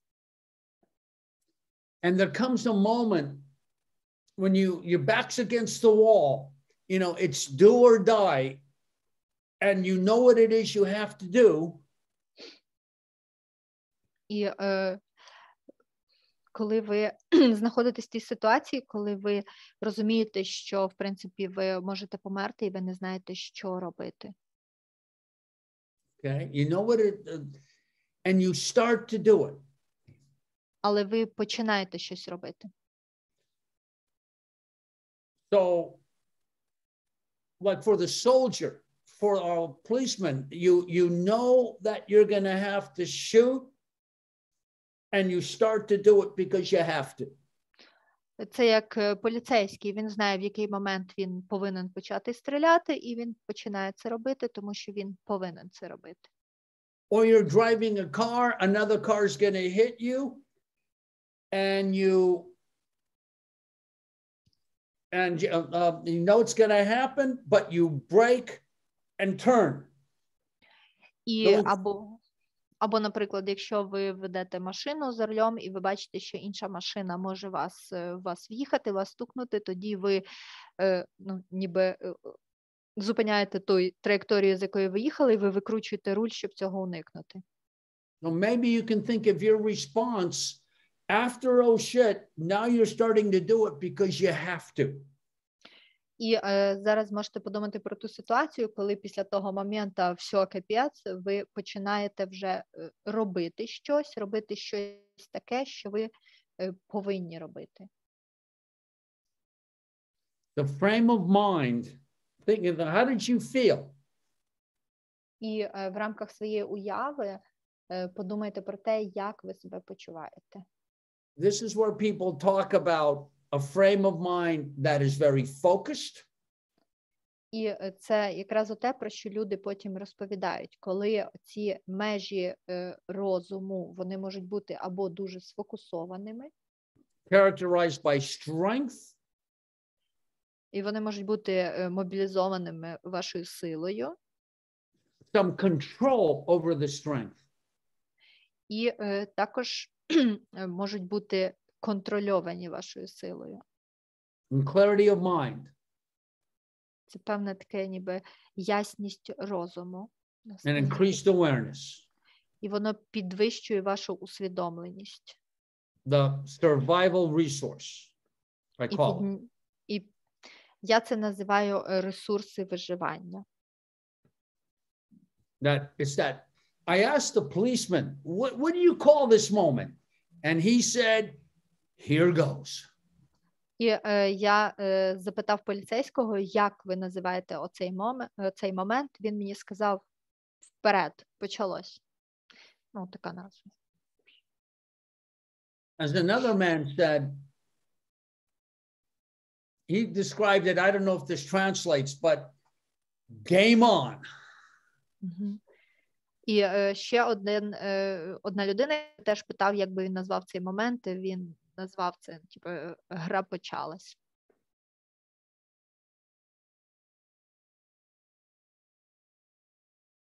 Somebody's writing on my screen. I don't know if that's happening. Wow. You see that? Yes, someone is doing it on his screen. I don't know. That's interesting. Let me see what happens when I stop share. Ага. Так, хто пише на екрані, не робіть цього.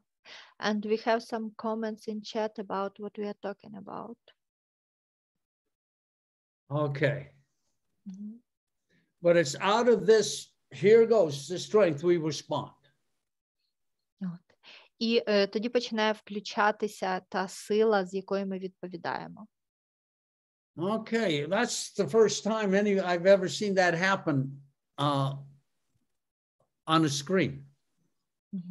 Я вперше побачив, що таке відбувається на екрані, що хтось помалював. It's quite easy to do on a cell phone. Okay, so you said there's some comments or questions so far on this framework? Go ahead. Коментар. And what if?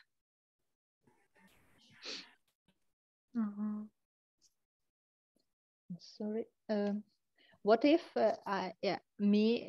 what if and me in this situation, it is turning on like another point of vision of this situation. And it seems to me like I am intuitively picking actions which are connected between them. And only after I have the realizing that all my actions were correct. That is so common. All right, that is so common. At the moment, people maybe think they're panicking, but when in fact the action makes sense. Щодо коментаря Єлени, якщо включається інше бачення ситуації і потім розуміє, що всі дії були правильними. Так, це дуже звична реакція. Дійсно, люди часто в паніці діють, ніби не усвідомлюючи, що вони роблять, але потім розуміє, що всі дії були дійсно правильними.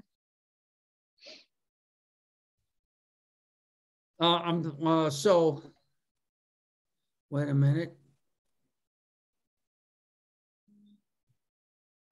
So, and about this, I was talking about. So, is it about somebody's panic? talking about a stupid man. Or maybe he's talking about me. I don't know. I don't know, but so we were just talking about the comment about subconscious actions while this, and the author of this question is want to clarify. So, is it a panic or not? Oh my goodness, I think I see things about Crimea, etc. All right. Someone. So you see, it was quite open Zoom meeting. So that's okay. All right. Admitted someone else. So it's like Russia better, fuck all of you. Crimea is ours. Oh my goodness. All right, that's interesting.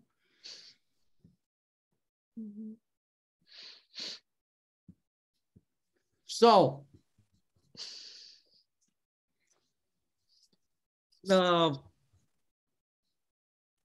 okay, so anyway. this question, that person is acting like intuitively, but then realize that everything was right. Is it a panic? Well, at the time, it can seem so. Let me give you an example. К вопросу, чи це паніка. В той момент може здатися, що так. Давайте я вам наведу приклад. This comes from September 11th, and a person is, the second plane hits the tower, and there's an explosion. Згадуючи ситуацію 11 вересня, коли другий літак, коли був удар по другій вежі і все вибухнуло. And debris and bodies are starting to fall around him. І людина була поруч, і тоді цегла і тіла почали падати навколо неї. And he's running. І він почав тікати, людина ця. And he thinks he's panicking. Йому тоді здавалося, що він в паніці. I sat down with them maybe 2 weeks later. Наполовину розмити. Це така Ну, художня така. фотографія. І я зустрівся потім з цією людиною. Коли я зустрівся з цією людиною, це було приблизно через 2 тижні після цієї ситуації. And we did EMDR. If you're going to work with me, we're going to do EMDR. EMDR therapy. Ага. І я йому зробив, я з ним працював шляхом EMDR, тому що EMDR – це якраз те, що я міг зробити. And what he realized is that I was running in an intelligent way. І що він зрозумів, що він втікав в досить таки розумний спосіб. In other words, he said, I was crouching, looking over my shoulder. А він розповідав, що він втікав, пригнувшись, оглядуючись, що за плечима. And I was staying close to other buildings. Я намагався бути поближче до інших будівель. So yes, people may think they're panicking, but actually they're doing some survival behavior. Тобто іноді люди думають, що вони в паніці, але насправді вони поводяться дуже спрямовано на виживання. People do the best they can.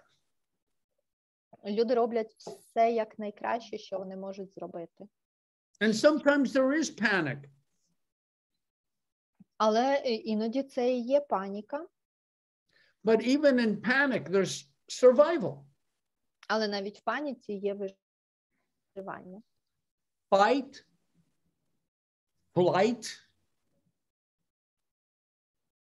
У нас може бути реакція втеча, Freeze, even submission.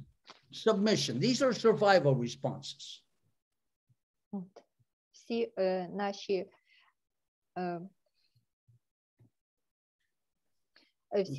реакції, які можуть бути, це втеча, бій чи завмирання, або навіть і покірність ситуації, це все є реакції, спрямовані на виживання.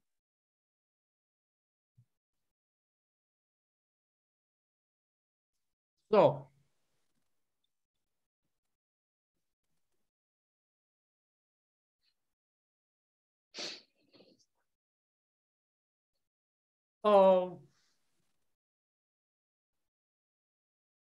we make the best decision we can to survive. Ми завжди виконуємо наше найкраще рішення, яке може бути для виживання. Let me give you, let's talk about the lessons learned. Давайте поговоримо про те, які уроки з цього можна вивчити. All right. If we focus solely on danger, if we're only focusing on the danger, we feel weak, vulnerable, and out of control. Якщо ми конкретно фокусуємося лише на небезпеці, тоді ми будемо почувати себе слабкими, вразливими і без контролю, неконтрольованими. And whoever is doing this, it sounds like it's somebody pro-Russia. I'm just going to say that I am going to continue, okay, despite your scribbles. Хто б це не робив на екрані, здається, що ви дуже проросійські, але я хочу вам сказати, що б ви зараз не робили, я все одно буду продовжувати цей вебінар. And you can scribble all you want. This is really a statement about you. І ви можете малювати все, що ви хочете, але це все просто показує ваше ставлення до самого себе. So something I'm talking about or that we are talking about is very threatening to you. Тому що те, що ми говоримо тут, і те, про що я тут говорю, то воно може до вас стосуватися, може вас лякати, мабуть. So, and whoops, lost my, let me get my Zoom back. Here we are. And here we are. Okay. So whoever's doing that, you're welcome to learn as well. welcome. Так. Що б ви не робили, ви можете робити, все буде добре, все, що ви будете робити. You might learn something. От, і з усього ви можете винести якийсь урок. All right. So, when we focus on the danger, we tend to feel weak and vulnerable. Так от, якщо ми будемо фокусуватися лише на небезпеці, тоді, швидше за все, ми будемо почуватися слабкими і вразливими. And if we focus on our ability and capability to respond to the situation, А якщо ми будемо фокусуватися на нашій можливості і здатності дати певний відповідь цій ситуації, we feel more balanced and in control, even strong. ми будемо почуватися більше збалансованими, більше контрольованими і навіть сильнішими. So that's why it's important not just to dwell on the danger, but to focus on our ability to respond. От чому це є важливо, не тільки усвідомити небезпеку, а також сфокусуватися на можливості дати відповідь цій небезпеці. So, now, after a critical incident, it's natural that one may dwell on moments of, oh shit. It can get stuck there, frozen in the brain. І після певного критичного інциденту це природньо, що хтось може провалюватися весь час в момент, коли все капець. Дідько. Here's where we can get stuck. І навіть може бути таке, що людина застрягне в цьому моменті. But for those of you working with volunteers as a group or one-on-one, Але для тих, хто з вас працює з волонтерами, чи ви працюєте в групах, чи індивідуально, yes,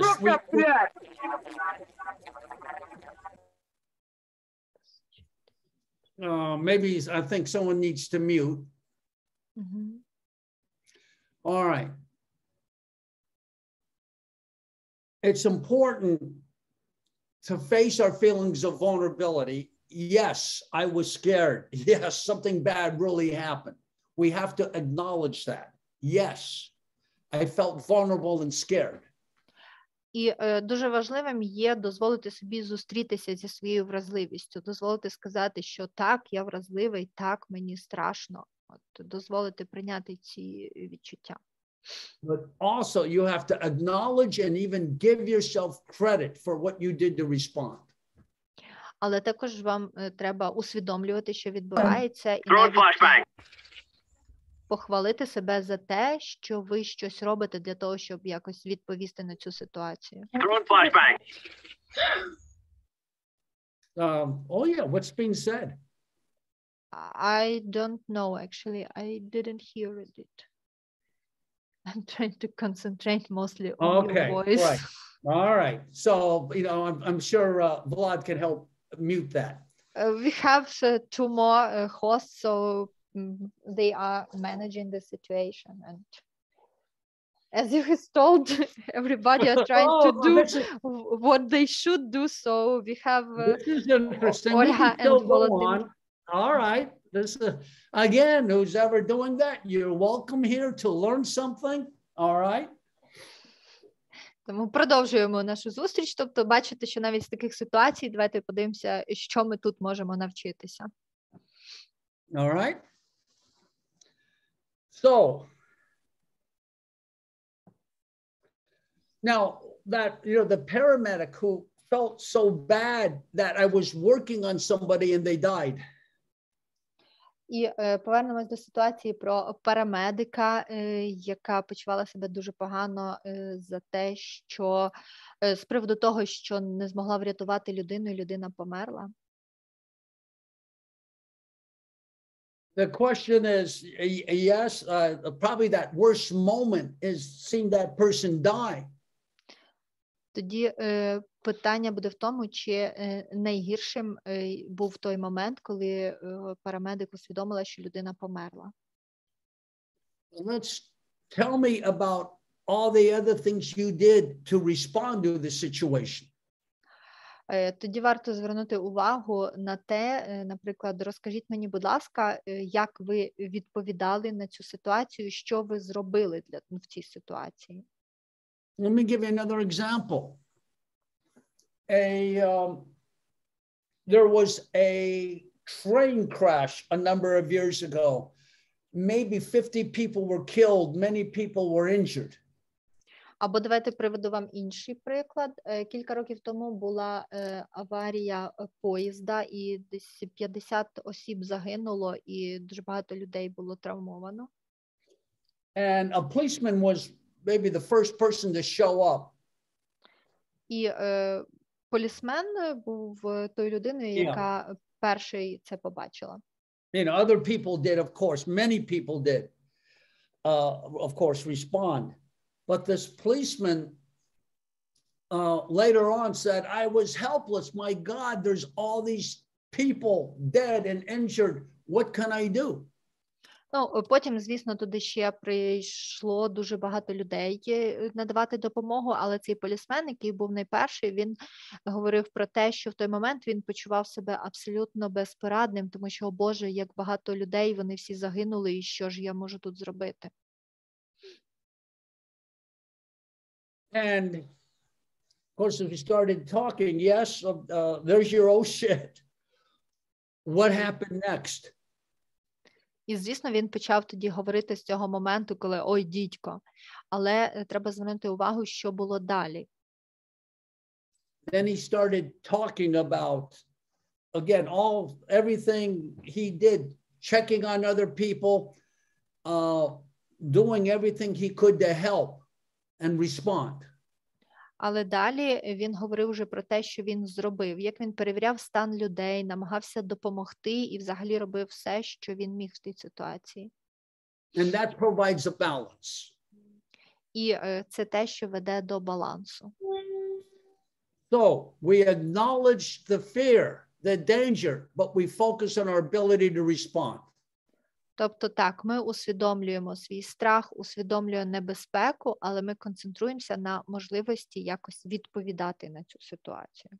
So we're not in control of the situation, but we can control our response to it. Ну, тобто ми не можемо контролювати ситуацію, але ми можемо контролювати нашу реакцію на неї. So there is some control. І це вже є певний контроль. How do people go back into the world after a tragedy? І як люди повертаються назад до світу після трагедії? The question I ask myself is, how does a policeman involved in these life and death situations, and again, this is in the beginning of my career, how are they able to go back on the street? І питання, яким я задавався, особливо на початку моєї кар'єри, це як ті поліцейські, які часто стикалися з ситуаціями на межі життя і смерті, як вони потім після цього всього ще поверталися назад на вулиці. Well, yes, there is danger. It can happen again. Так, там є небезпека, і так, вона може статися знову. There is vulnerability and I can die. Так, я вразливий, і я можу загинути. But I've got some control. Але у мене є певний контроль. I do have some control and actions I can take. Я маю певний контроль, і я можу виконувати певні дії. I use this analogy. Я часто використовую таку аналогію. I can go to any pole vault court in the world. You know what a pole vault is? Can you say it in other words? Yes, there's a sport event. Okay. There's a sport event where the bar is 16 feet high. Okay. So and I have a pole. And I run with it, put the pole on the ground and go Okay, over. I understood. І я часто проводжу аналогію це з тим, ніби я маю шест для стрибків, от і біжу з цим шестом для стрибків. So I can go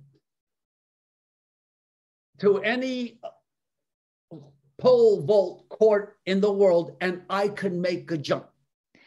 Тобто з цим шестом для стрибків я можу піти на будь-який стадіон, пристосований для стрибків, і здійснити стрибок.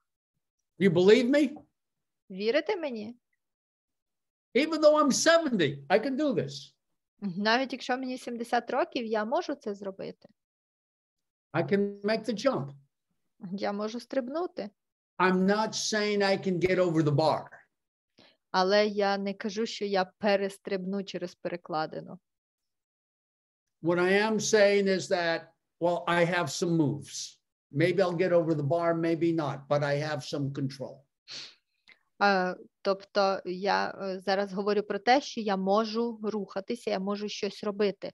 Можливо, я перестрибну через перекладину, а можливо ні, але все ж таки я можу щось робити, і це вже є мій контроль. And this is how people get back into life.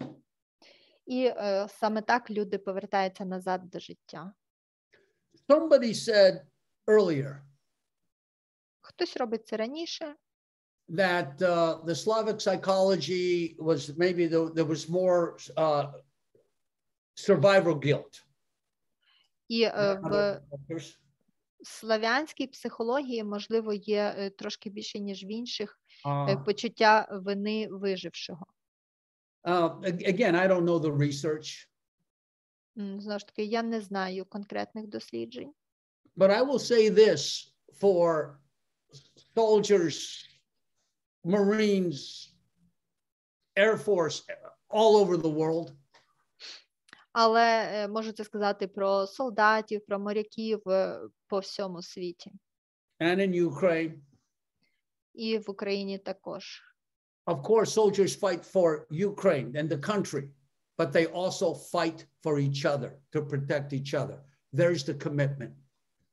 І, звісно, солдати зараз в Україні, вони воюють за свою країну, але також вони і воюють один за одного. Вони воюють, щоб захистити один одного. І оце є відданість залучення. And so, again, dealing with fear, what can we, because the original question, how do we cope with fear? It's that commitment. Знову ж таки, як справитися з страхом, тому що перше питання, першочергово це було питання про те, як справитися зі страхом, то оце і є така певна відданість, залученість. And I would like to quote Goethe. І я хотів, можливо, би справлятися з цим якось краще. Concerning all acts of initiative and creation, there is one elemental truth. Але все ж таки можу це запалити, це може навіть якийсь один невеличкий елемент правди. The moment one definitely commits oneself, then divine providence moves too. Але о той момент, коли щось уже точно залучає когось, це буде той момент, коли буде рух вперед до того, щоб це все пройти. All sorts of things occur to help one that would have never otherwise have occurred and which no man could have dreamed would have come their way. І це може дати можливість зробити щось, що вам зараз треба зробити, і ви можете зробити навіть те, що до вас ще ні одна людина в світі цього не робила.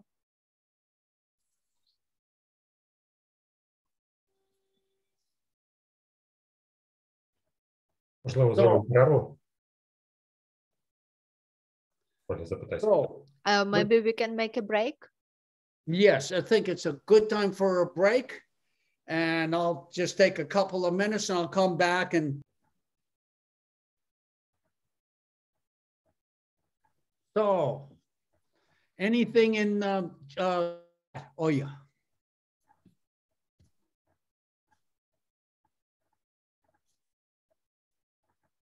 We're still on break, maybe. Okay.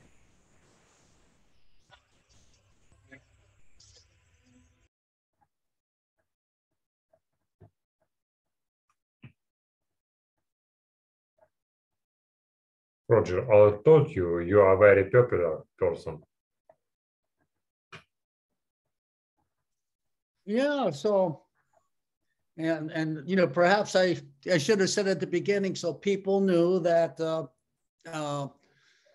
I am, you know, supporting Ukraine, as is my country, and I can appreciate that some people did not like that, and that's fine. There's still, I'm glad you have an open forum, and all we can do is welcome them, and I will just continue to assert my commitment to these projects that we have to support Ukraine. So.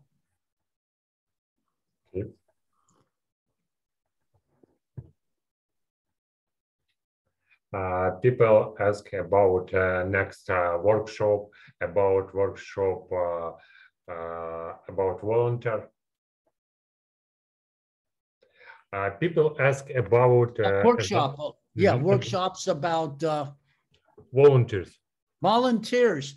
Yes. So, well, we have something I think on the, let me see, the 14th, and I'm just checking my calendar.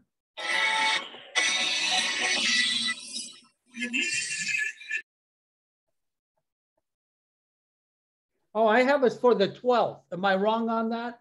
I had us on the 12th. Saturday the 12th. But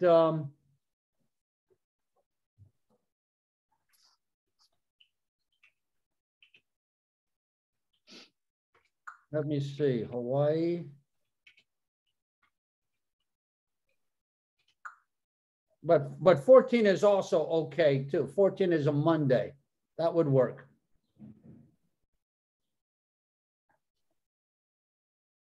'14 is a Monday. Понеділок 14. Що це має бути? Do I have that right? The right date? 14? Yes. All right.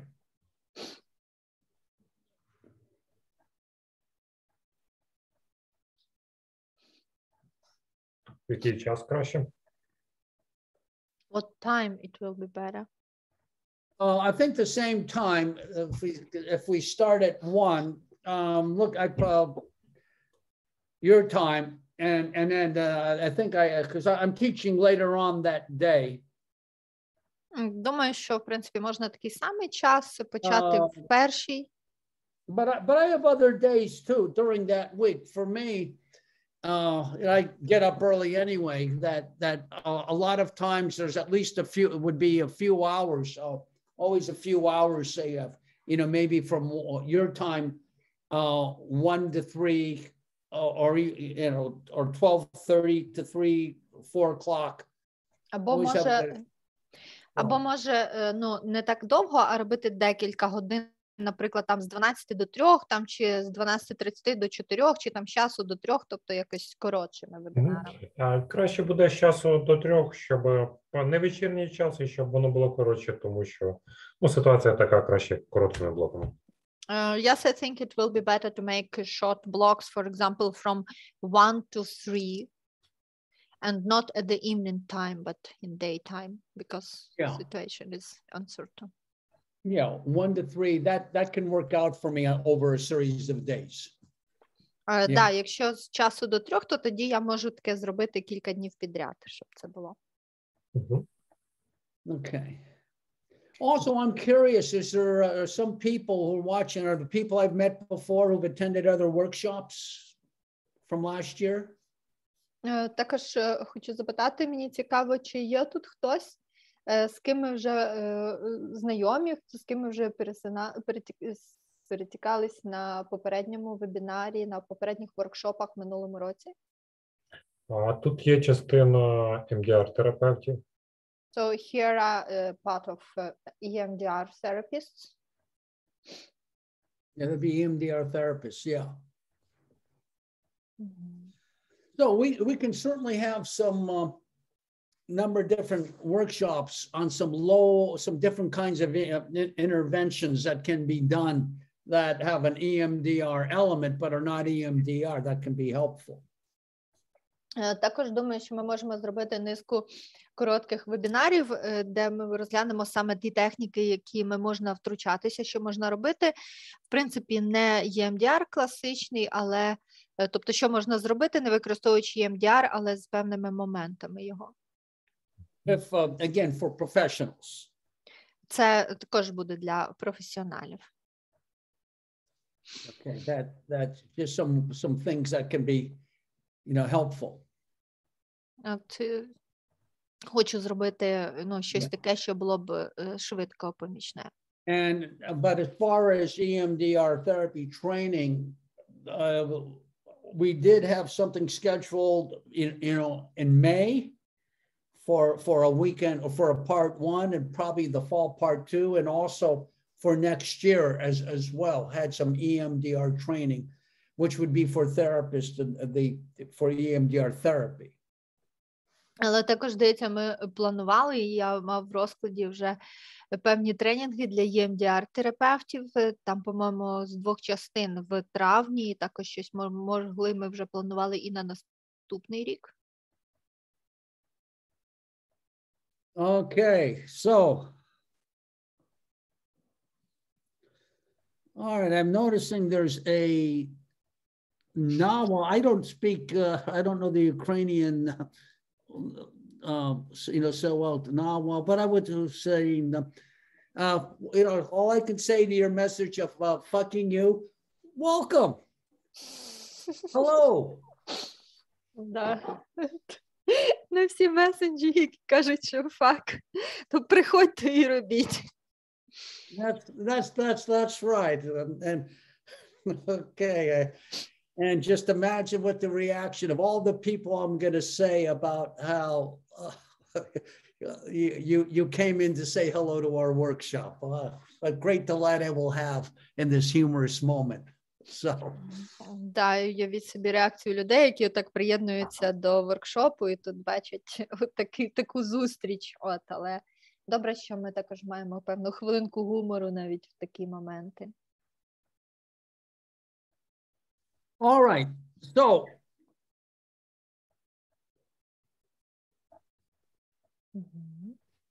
is there anything in chat, Olga, that we should respond to? Чи є ще в чаті питання? Не знаю, Володимир. Ні, нема. No. All right. I have some response that thank you. It's very interesting. It's very useful, and so I would like to attend more your webinars. Like this. Okay, thank you. All right, so what can we do with people? Now that I've given you a framework, let's talk about how to put this in action. А зараз давайте поговоримо про те, що ми можемо, власне, робити з людьми і як все те, про що ми говорили до цього, можна перевести в дії. When you're talking with somebody, you can ask that,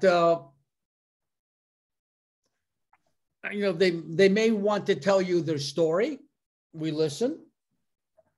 І якщо ви з кимось говорите, то ви можете запитати чи сказати, що, можливо, ви хочете розказати вашу історію, тому ми слухаємо. And you can ask, were there moments in dealing with this situation or in the aftermath where you felt competent, effective, strong, you felt good about what you did? І також варто розпитати людину про все, що людина вже зробила для того, щоб справитися з цією ситуацією, і звернути її увагу на ті компоненти, які включала, і акцентувати на тому, що людина все зробила дуже добре і правильно. So we're helping the person focus on those moments of here goes and coping and survival. І важливо зосередити увагу людини на тих моментах, що все йде правильно, все йде, що людина справляється з цією ситуацією і робить все можливе для виживання. Did you do something that helped mitigate the impact of the situation, either during the incident or afterwards? Чи зробили ви взагалі щось для того, щоб якось регулювати вплив цієї ситуації? Неважливо, чи це було щось ще до ситуації, яка сталася, чи вже після. Did you learn anything new or different about yourself? Чи дізнались ви щось нове, чи щось інше про себе внаслідок цього? During or the event or after experiencing this event? Чи є у вас якісь нові пояснення тому, чи отримали ви якийсь новий досвід внаслідок цієї події? Did you do something to help others? Чи зробили ви щось таке, що допомогло іншим?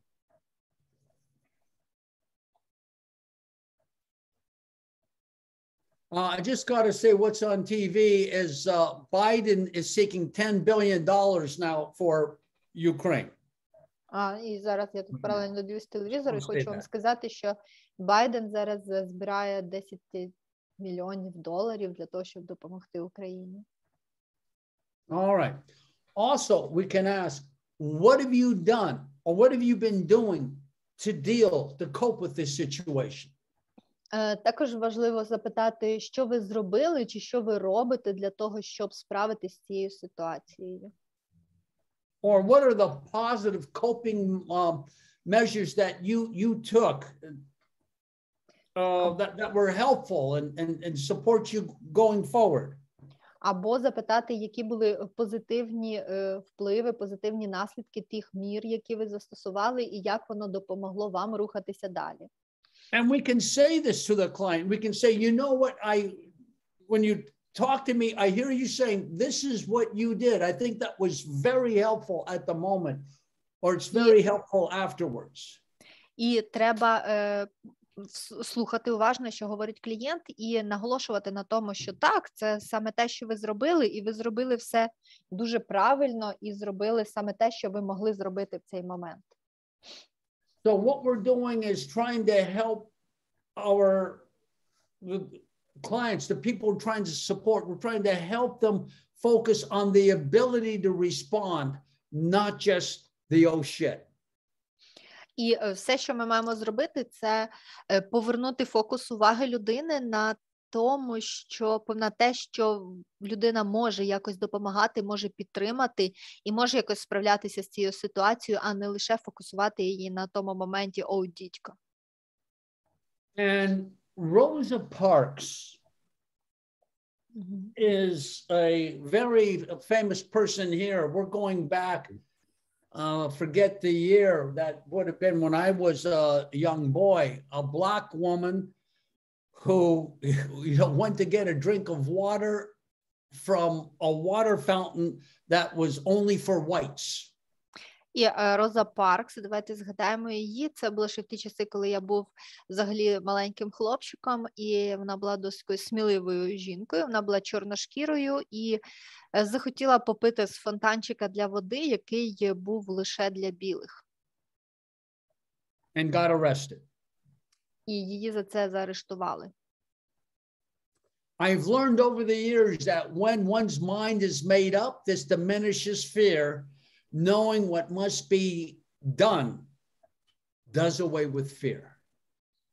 І все, що я вивчив з того часу, це те, що навіть якщо щось проростає, якщо страх проростає у вас в голові і підбурює вас на щось зробити, це ще не означає, що хтось повинен робити щось під впливом свого страху.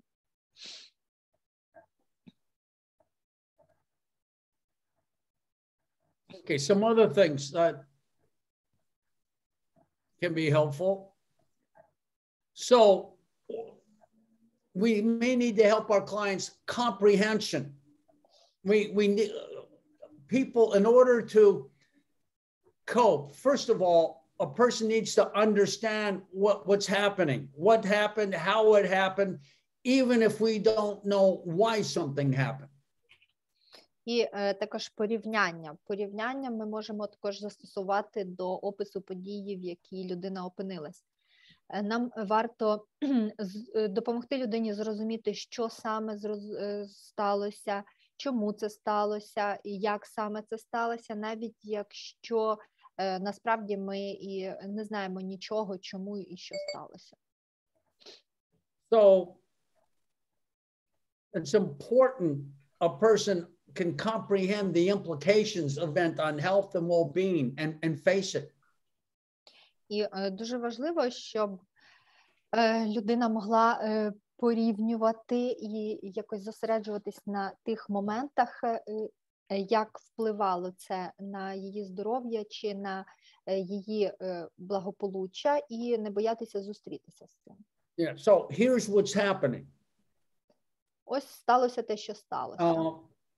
But there's the bad, but there's the good.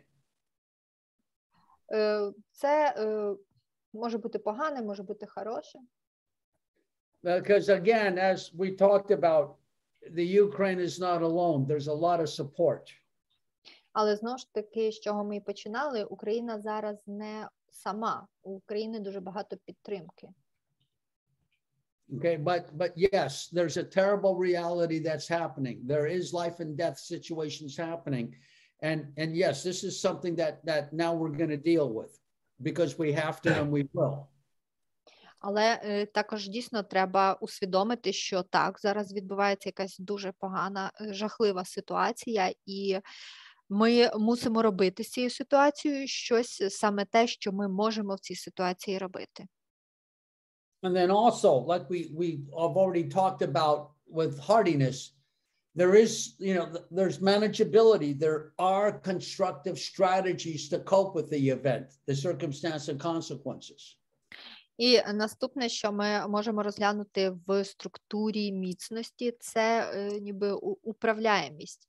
Тобто управляємість – це щодо того, що є певні конструктивні стратегії для того, щоб якось справитися з цією ситуацією. Right now, this is difficult. Прямо зараз це досить важко. But it can be managed. And again, we're going to manage this together. Але ми можемо цим якось керувати, і ми можемо робити це разом. All right, we're not in control of what the Russians are going to do. We're not in control of the bombing that's close.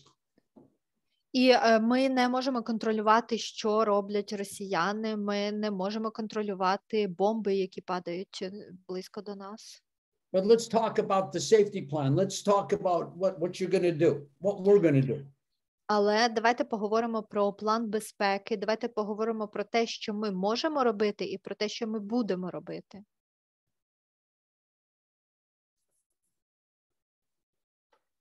Again, many of your clients too need help problem solving, managing anxiety, teach grounding skills, breathing skills.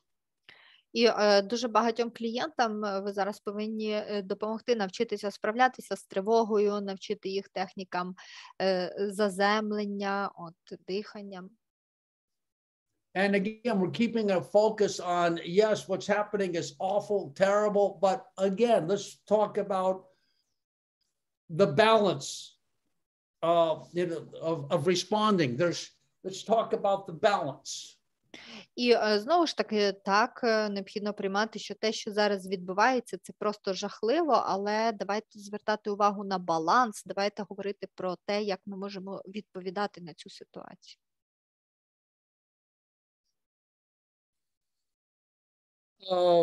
The positive meaning, that's something that comes later, understanding the significance. І позитивне значення, позитивне сприйняття – це наступний момент. Він полягає в тому, що треба усвідомлювати, що потім це все мине. Тобто наступить момент після цього. Це буде пізніше, але це наступить. So, again, right now, part of a positive meaning is what we're doing right now. You getting together, having supportive contact with one another. І знову ж таки позитивне значення щодо того, що ми робимо зараз. Ми можемо триматися в контакті, бути в контакті один з одним, ми можемо триматися разом. again, reinforcing your resolve to deal with this. Знову ж таки, ми можемо зосереджуватися і всі сили кидати на результат, яким чином ми могли би справлятися з цією ситуацією. New coping skills. Розробляти нові навички, також знаходити вихід з ситуації. And enhancing the skills you already have. І також якось посилювати, упражнятися в тих навичках, які вже у вас є. Creative ways to be with oneself. Створювати нові шляхи, бути разом з кимось. And come out stronger by coping with adversity. І ставати разом в процесі, ставати сильнішими в процесі того, як справлятися з цією бідою. To you, I'm thinking to you, certainly for me, but certainly even more so for you, what we're doing now has some positive meaning. І це, якби говорю від себе, але в основному більше я думаю про вас. Тобто все, що ви робите зараз, воно все має певне позитивне значення. I may not be saying anything new to you, but you're reviewing what you know, and we're doing this with each other. І, можливо, я не скажу для вас зараз нічого нового, але ви можете зараз висвободити всі ті знання, які у вас є, і застосовувати їх для того, щоб допомогти один одному. And again, it's for those who are comfortable to turn on your picture so we can see you. You can see each other. І хочу попросити для тих, хто може, будь ласка, включіть відео, щоб ми бачили ваші обличчя. Давайте будемо бачити один одного. Because it's very important you keep in contact with each other, that you support each other, you're here for each other. Тому що дуже важливо бути в контакті один з одним, важливо підтримувати один одного і бути разом.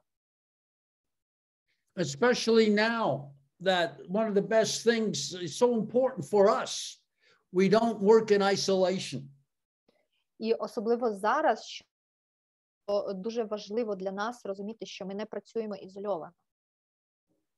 And so one of the things Volodymyr is doing is providing just a forum where still you can be with each other. І одне з тих моментів, які зараз дуже добре робить Володимир, це те, що він всіма силами намагається тримати нас всіх разом.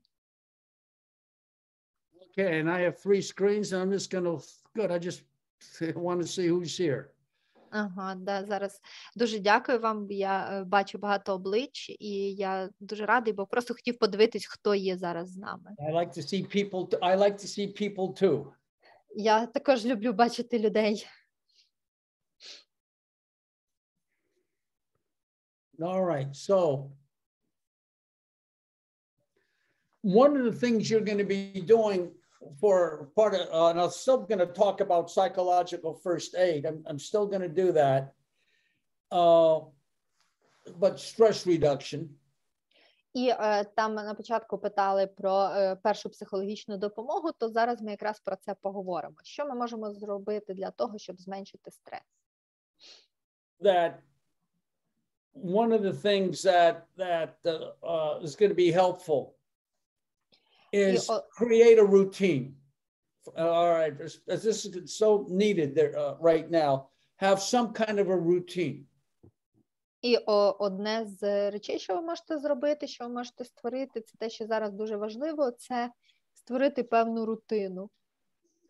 And you may need a new routine. І може статися так, що нам необхідна буде нова рутина. So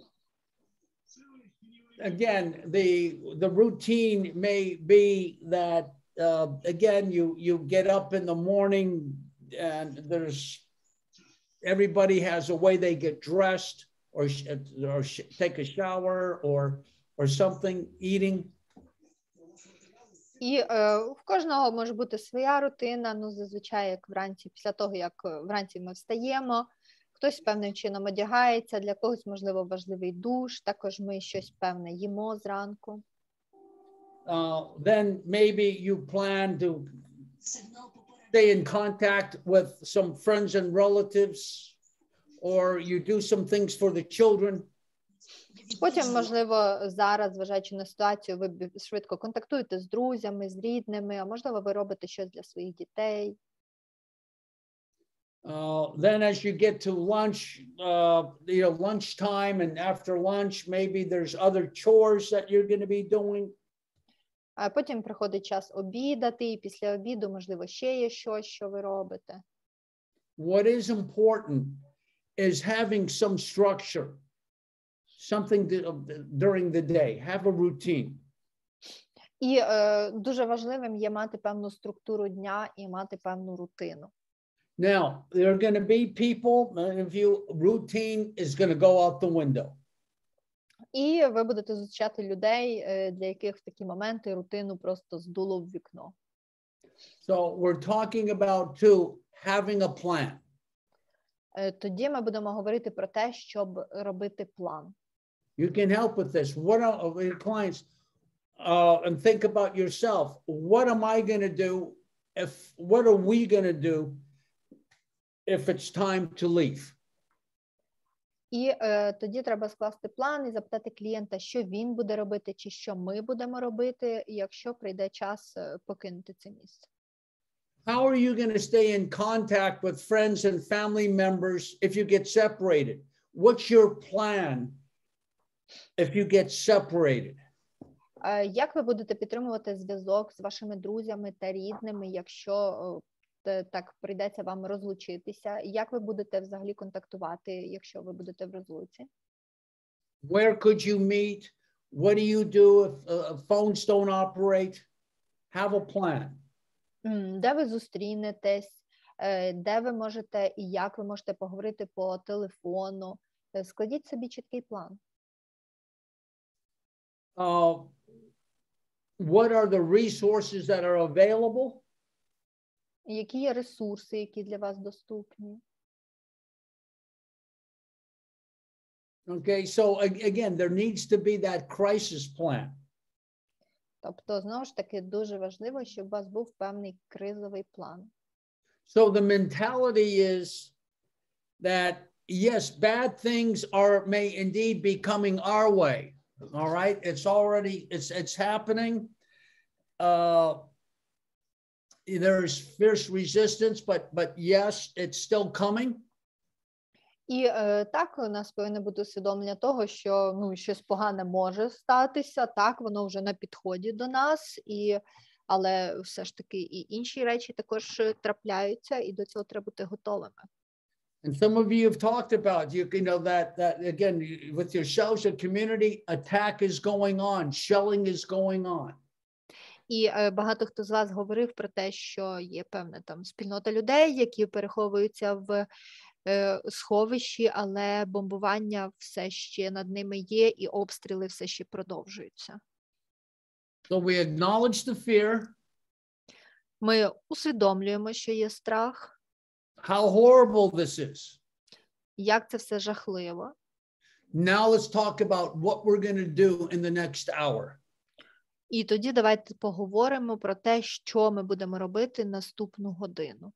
Where we're going to go, what we're going to do, what the plan is for the next hour, for the next day, for the next few days. Куди ми підемо, що ми там будемо робити? Тобто, який у нас є план на наступну годину, на наступний день, на наступні кілька днів. So, and with that, again, just want to check, I think I'm going to move to a new PowerPoint. І переходимо до наступної презентації, але чи є питання в чаті? On psychological first aid. And yes, I want to hear what's going on for the chat. Well, we have a question in chat. A woman from Moscow wrote to me and asked, do I know how can I take away, how can I help to take away from Kiev a woman with an old lady who is disabled and who cannot walk. And I told that we have some evacuational trains. Then this woman from Moscow began to cry and told that they will not survive there. And I said that probably I am a psychopathical, but I studied at the medical university and we were studying the dividing of wounded on the evacuational ways. So I know that people who will not survive, they are not treated there. And now I feel myself like I am psychopathic now. But what should I tell this woman in real? If I understand the situation, this woman is someone who's making those decisions? Так, це ситуація. I want to be sure I understood what you said, Olya.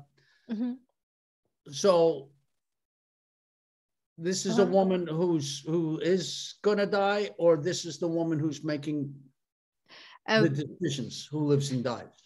The woman from Moscow want to transfer an old lady to Moscow from Kiev, but this old lady probably will die on her way. And the psychologist is asking what should she say to that woman from Moscow, because she realized that the woman she need to move will die in a way. The psychologist feels now being a kind of psychotical because she told that probably they will not help that woman being evacuated like in a train, because while studying at the medical university, the principles of sorting wounded, so they are not giving too much care for people who will not survive, definitely. Yes, these are right now, these are terrible, terrible, terrible decisions for everybody. Стосовно питання про жінку з Москви, яка питає, як вивезти з Києва. Так, я розумію, і зараз це є дуже таким жахливим рішенням. I remember my first time in Ukraine talking to a physician who only had 1 month of the year, they only had enough medication for people with tuberculosis to last a month. So some people could live, some people could not be treated. It's a terrible decision. People with which disease? So tuberculosis, yeah. Не почула. Значить, я пам'ятаю свою розмову з лікарем з України, коли це тільки ще кілька років тому, коли був початок війни, він говорив про те, що у нього є запас ліків для людей з певною хворобою лише на місяць, і після цього, коли ці ліки закінчаться, то частина людей виживе, частина людей не виживе просто. All right. Let me just think about some of my experience here, that first of all, there are people who really may know they're going to die. І дайте мені подумати, щось згадати свого досвіду, щоб можна було тут сказати. Ну, перш за все, треба усвідомити, що так, на жаль, існують люди, які помруть скоро. Maybe from wounds, maybe from cancer. Можливо, від поранення, можливо, від раку. And in which case, we have a difficult job of being with them as they tell us what that's like for them. І в певних випадках у нас є така дуже важка робота бути з ними там разом і якось сповістити їм про це. Right? That there have certainly been times I can think of where there was no more hope. People knew they were going to die, and it's difficult for family members and difficult for them. І згадую, що я також був в багатьох ситуаціях, коли я думав, що людина вже безнадійна і вона точно скоро помре, і я розумів, наскільки це важко для членів її родини, наскільки це для них всіх важко. And it's difficult for us. Але також це важко і для нас.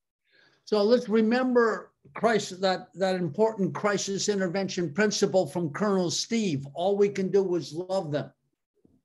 І тоді важливо зараз згадати певний один з принципів кризового втручання від Корнела Стіва. Це те, що для деяких людей все, що ми можемо зробити, це просто любити їх. And just be with a person as they talk. І перш за все це можна адресувати Alright. до людини, з якою говоримо. And to the person asking this question, again, I don't know how you feel because I'm not you. І щодо автора цього запитання, я не знаю, як ви себе зараз почуваєте, бо я не ви. But I can imagine what I might be going through, and I have some idea because I've been there. Але я можу собі це уявити, і, в принципі, в мене є деякі ідеї, що ви можете сказати, тому що я був уже в таких ситуаціях. All right, where I've treated veterans for PTSD so they could be well enough to have another deployment. І часто я працював з ветеранами, яких я лікував від посттравматичного стресового розладу, а потім у них з'являлися ще певні інші порушення.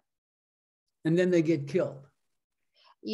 Але потім після цього вони вони повертались з зони бойових дій, знову призивались, а там вони вже були вбиті. This is not why I treated them. Але це зовсім не для цього я їх лікував. Okay. So, one, first of all, maybe your client will die, maybe she won't. І перш за все, можливо, та жінка помре, а можливо і ні. And it maybe she wants to, your client wants to talk about it, maybe she does not. І, можливо, вона хоче сама поговорити про свою смерть, а можливо і ні. I think in these situations we have to be the most compassionate we can be. Я думаю, що в цій ситуації нам потрібно бути настільки співчутливими, наскільки ми можемо бути. And that's doing something. І просто давайте робити щось. So again, I think for all of us, we can relate to it, that you're talking with somebody who really may be dying because there's nothing that can be done. І знову ж таки це стосується автора питання, а також і всіх. Іноді можна просто поговорити з тим, хто, можливо, скоро помре, а може й не помре. And he said, am I a psychopath? Because she's going to be going there and she's not going to be treated. I feel like a psychopath. І ви кажете зараз, що почуваєте себе, що почуваєте себе психопатом, тому що, якщо вона поїде в ту дорогу, то там їй, можливо, допоможуть, а можливо, і не допоможуть. I really hear the compassion and caring you have for this client. Але я в цьому всьому чую дуже багато співчуття і турботи до вашого клієнтки. And it's terrible what's happening to her. І це дуже жахливо все те, що відбувається з нею. But yes, this has an impact on us. І так, звісно, це все має дуже великий вплив і на нас. So you are not doing anything wrong. Але ви не робите нічого неправильного. You're there. Ви зараз там. You're talking with the person. Ви говорите з людиною. It sounds to me like you're doing everything you can to provide comfort. І мені здається, що ви зараз робите все можливе, щоб якось заспокоювати людину. Saying, look, here's an alternative. Let's try the hospital in Moscow. От, що ви шукаєте певні альтернативи, що, можливо, можна знайти якусь лікарню там в Москві. Again, what I would say from the resilience point of view, that yes, you're doing a lot. Don't forget that. І знову ж таки, дивлячись з позиції резильєнтності, можу сказати про цю людину, що так, ця людина робить дуже багато і не треба не звертати на це уваги. And again, yes, she may die. That's not your fault. І знову ж таки, якщо та жінка помре, в цьому немає вашої вини. I don't think we can lay blame to the doctors in Moscow. І я думаю, що ми не можемо нікого звинувачувати, навіть людей в Москві. Because of, there's scarce resources. Тому що, це може ніби виїдати наші ресурси. It's just terrible circumstances. And again, we're confronted with vulnerability. І так, ми потрапили зараз всі просто в жахливі умови, і знову ж таки це торкається нашої вразливості. This woman, and I'm sure her family, and I'll just say as Roger, thank you for being there for this sick lady. І я думаю, що вся сім'я тої жінки, і також я, Роджер, ми всі можемо вам тільки сказати дякуємо, що ви зараз там з тою жінкою і турбуєтесь про цю хвору жінку. Again, we have to acknowledge just this terrible reality that confronts all of us. Але все, що нам зараз варто, це просто усвідомлювати і розуміти, що це просто дуже жахлива реальність, яка, на жаль, зараз оточує всіх нас. And I think that your response and your compassion is giving her some courage, and maybe some hope, and maybe some strength.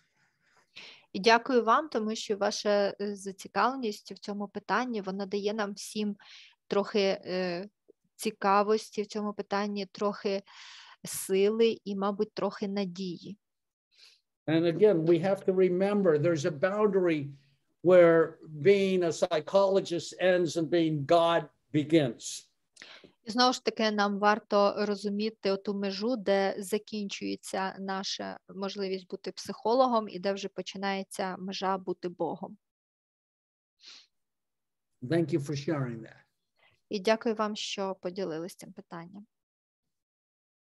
Okay, anything else in chat? Yes, a question that this night I have read the question and asking to support combats who are in hot spots. Can we have such a possibility to hear definite algorithms of the work with them? How can we support? Okay, I didn't quite understand what you were saying. Can I ask you to repeat that? You're talking about combats. Soldiers who are in a hot spot now, who are at war. They are in a fight, in the places where are the fight now. How can we support them? Can you say some defined things? All right. So, first of all, what we do know is that soldiers fight for each other. Питання про бійців з гарячих точок. Перш за все, треба зрозуміти, що те, що зараз відбувається, це солдати зараз воюють один за одного. You're there with your fellow soldiers. They're there for you. You're together. Зараз ти тут зі своїми побратимами, вони зараз з тобою, і ви зараз там всі разом. And this is where, again, the principles, first of all, I would go back to the 3 C's I talked about. Let's make a commitment. You're there. You have a very important mission.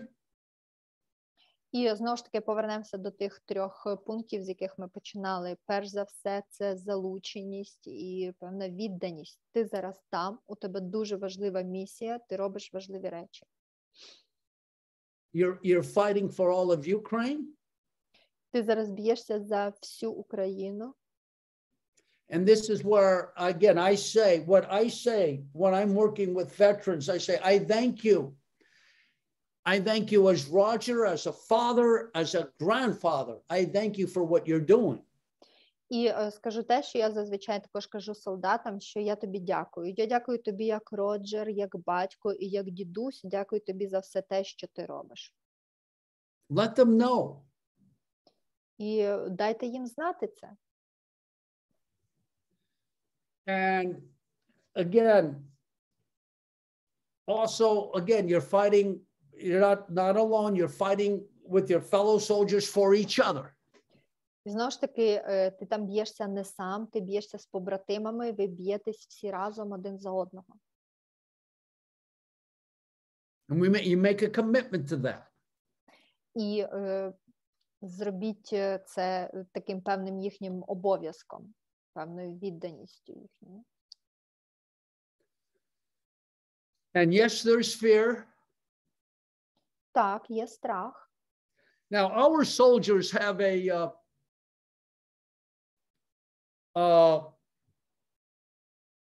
when they talk about some of the lectures they were giving, it's they said, all right, they make a joke, suck it up and move on. І щодо страху, на лекціях, які я іноді даю солдатам, у них є така навіть певний жарт щодо того, що там є страх, ну то, в общем, закуси і йди далі. But it's not just sucking it up and moving on. It's more. Але тут питання не лише в тому, щоб там закусив і йшов далі. Again, that one, it's making that because the country's important, your fellow soldiers important, you're important. It's that commitment to your duty. Це набагато більше. Це стосовно вашої відданості і зобов'язання перед вашою країною, перед вашою родиною, перед вашими побратимами. Тобто це певна відданість вашому обов'язку. Secondly, there is some control. От, це перше. По-друге, це момент контролю. And again, you're going to rely on your training and your fellow soldier and yourself. Знову ж таки, вам треба добре полагатися на тренування, які ви проходили, на ваших побратимів і на вас самих. Yes, there's fear. Take a breath. Да, є страх, тоді зробіть глибокий вдих. All right, and as you acknowledge the fear, let's also acknowledge there is some control in fighting. І якщо ми розуміємо, що є страх, так само ми повинні зрозуміти, що є певний контроль в боротьбі з ним. And again, this is the challenge. І знову ж таки, це виклик. This is the challenge everybody faces. And we're going to, out of this, we get stronger. There's some gains to be made for Ukraine. Це виклик, з яким зараз стикаємось ми всі, і це той виклик, який робить нас сильнішими. Це виклик всій Україні. So, again, that's the balance that we can try to provide to the soldier on the front. І знову ж таки, це про баланс, про той баланс, який ми намагаємося туди надати солдатам на фронті.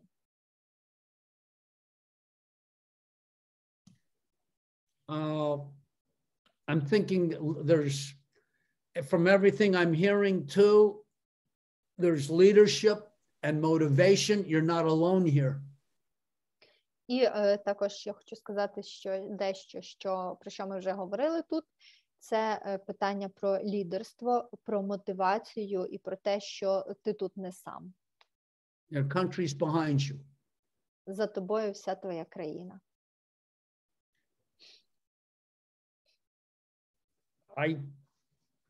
You can let me know what you thought of that. Скажіть, будь ласка, Світлана, автор питання, чи достатньо вам цього, які у вас є думки щодо моєї відповіді? There's other things that, again, that's at a cognitive level. There's other things that I do or EMDR therapists can do to enhance a sense of strength, commitment, and cohesion, and personal strength.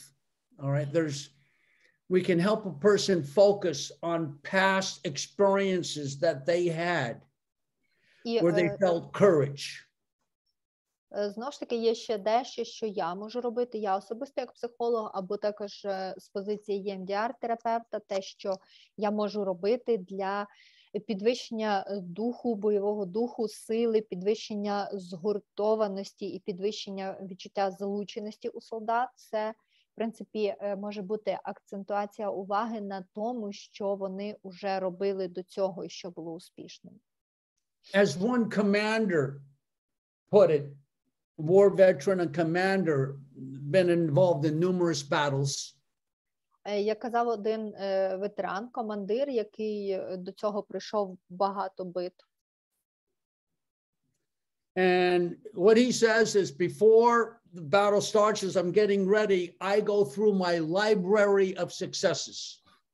І він казав, що перед тим, як я почну, включаюся в якусь битву, перш за все, ще до того я зупиняюсь і переглядаю в голові свою бібліотеку успіхів.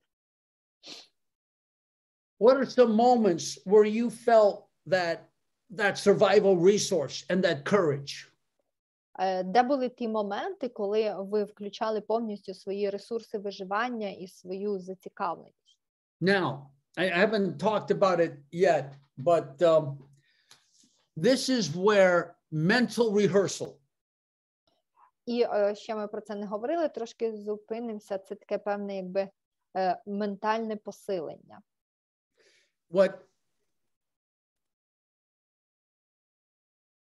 This is where, again, let's talk about your plan. Can you imagine when you're under fire that you are fighting back or you're able to take cover? І знову ж таки поговоримо про те, який в тебе план. Який в тебе план, якщо ти будеш десь під обстрілами? Хто тебе прикриє, чи як ти будеш наступати? So again, feel the courage that already you have felt before. Знову ж таки, поверніться до того моменту куражу, тої цікавості, який був у вас уже перед цим. And we can do mental imagery on that. Ми можемо також зробити це ментальний образ цьому моменту. With EMDR, we can enhance that with our bilateral stimulation, those internal resources. Тобто ми можемо це уявити, потім шляхом EMDR, білатеральної стимуляції, ми можемо посилити його, залучаючи наші внутрішні ресурси. And secondly, you can have your plan. What am I going to do if this happens? What am I going to do if that happens? І, по-друге, треба мати план. План, що я буду робити, якщо це станеться, що я буду робити, якщо те станеться. And you watch the movie in your mind. І просто ніби перегляньте цей фільм у себе в уяві. And EMDR therapy methods can enhance that as well. А метод EMDR може це значно посилити. So again, in summary, again, it's important. The team solidarity is crucial. І знову ж таки важливо, це групова солідарність. Солідарність своєї команди – це значна рушійна сила. You're there for your fellow soldier, they're there for you, you're a team. Що ти там за своїх побратимів, ви там всі разом, ви команда. And that secondly, you have internal resources to focus on your ability to respond and what you're going to do. І, звичайно, те, на чому ви зосереджуєте увагу, оце й буде мати вирішальне значення, що ви потім зробите. There is, oh shit. Буває цей момент, оу, дідько. But there's life after oh shit. Але після цього моменту, оу, дідько, завжди теж є життя. The ability and capability to respond. Це є можливість і спроможність відповідати на ситуацію. You can let me know if I made sense. І скажіть, будь ласка, також, чи є сенс в тому, що я говорю? That's Yes. what I've done. Це. I asked an Israeli psychologist, military psychologist, okay, how are do you deal with fear in the Israeli army? Хочу запитати військових психологів, які тут є, а що ви робите для того, щоб подолати страх, працюючи з солдатами зараз? And the psychologist said, well, the general orders them not to be scared. І часто також психологи кажуть, що нема таких глобальних якихось моментів, ніхто не може жити так, щоб якби в цілому ні за що не боятися. Oh, it's more than just something humorous. too, that there is leadership. Hope, again, that it's important too, that there is the leadership that is going to be there for the troops. That's important. І дуже важливим є таке питання лідерства. Дуже важливо розуміти, що ти там знаходишся заради своєї групи, з якою ти там. And some of you may have heard my story of Ukrainian commitment. І, можливо, хтось з вас уже чув мою історію залученості до України, моєї відданості Україні. So when I was there 2016 in Kiev, it's maybe a year after the initial invasion. Я був в Києві десь в 2016-му, десь в ці часи, десь приблизно через рік після того, як сталося це вторгнення, саме перше. And I gave a workshop, and one of the participants introduced me to her nephew and his friends. І під час одного воркшопу один з учасників представив мене своєму племіннику і його друзям. Maybe they were, 19, 20, young 20s. Їм було десь приблизно 20, в районі 20 років. My height and more. І вони були десь мого зросту, а то і вищі.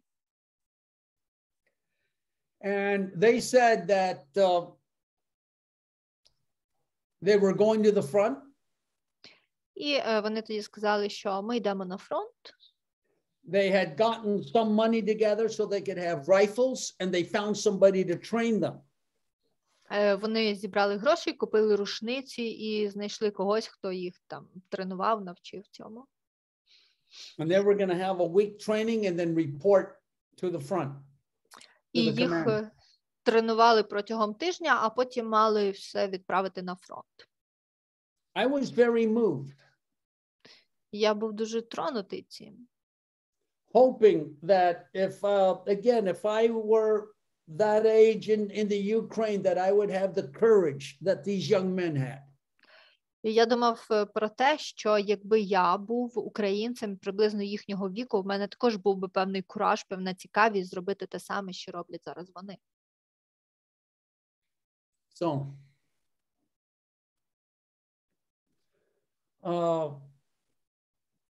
and I think, again, we're going to get back to principles of attachment. І давайте знову повернемось до принципів прив'язаності. And one is you letting the soldier know that, yes, we appreciate what you're doing. І одним з цих це є дійсно подякувати солдатам за те, що вони роблять. And two, the attachment you have with your fellow soldier and to the mission. І створити певну цю прив'язаність між солдатами і до тої місії, яку вони виконують. Commitment, control, challenge. We talked about. От. І також важливі цих три моменти – це відданість, контроль, виклик. Okay.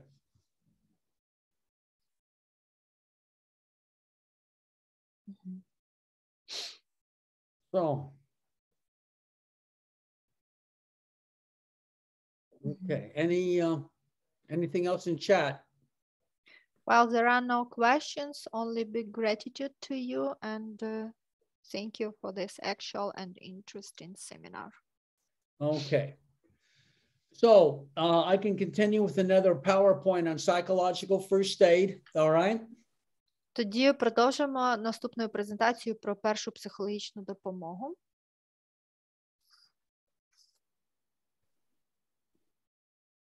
So, again, of course, you can have a copy of this. I may have already sent this to Vladimir. I believe I have. І знову ж таки хочу сказати, що у вас буде ця презентація, здається, її вже надіслав Володимиру чи ні, треба уточнити. So, I received it. okay, good. So again, what we're doing, first of all, this is not therapy. Psychological first aid is not therapy. Перш за все, що важливо знати, що первинна психологічна допомога – це не терапія. A human connection, non-intrusive, compassionate manner. І зв'язки між людьми, вони не мають бути... І важливо встановити зв'язки між людьми в певний такий неінтрузивний, ненав'язливий і співчутливий шлях. Певний шлях. Provide immediate, ongoing safety and comfort as we can. Нам треба показати і втрутитись в той же ж момент, і зосередитись на моменті і поточності безпеки, і створити відчуття комфорту настільки, наскільки ми можемо це зробити. Calming emotionally overwhelmed or distraught survivors.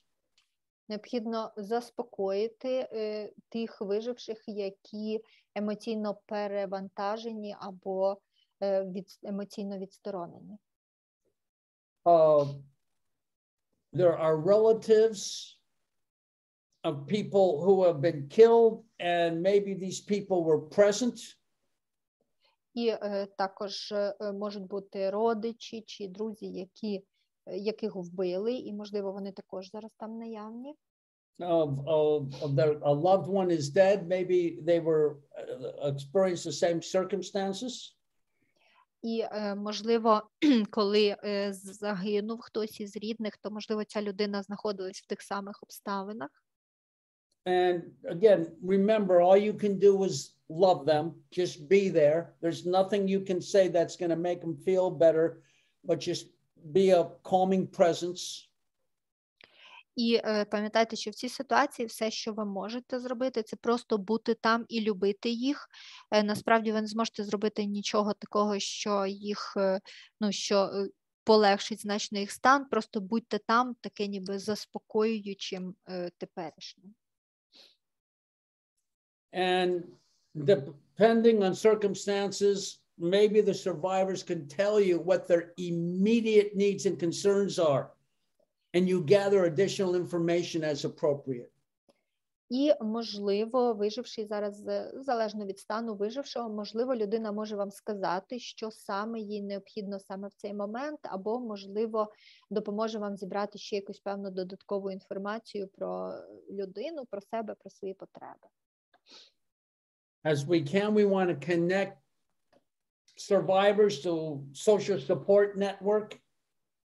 І якщо можливо, то необхідно з'єднати вижившого з мережею їх соціальної підтримки. Is there a way to connect a person to family, friends, or resources, if possible? Якщо є можливість, то з'єднати з сім'єю, з друзями, з іншими ресурсами, які можуть надати їм підтримку. And again, like I've talked about, we want to support active coping. І, як я вже казала, необхідно підтримувати активні шляхи справитися з ситуацією. Empower people.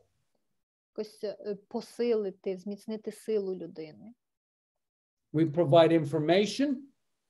А також ми надаємо інформацію людям.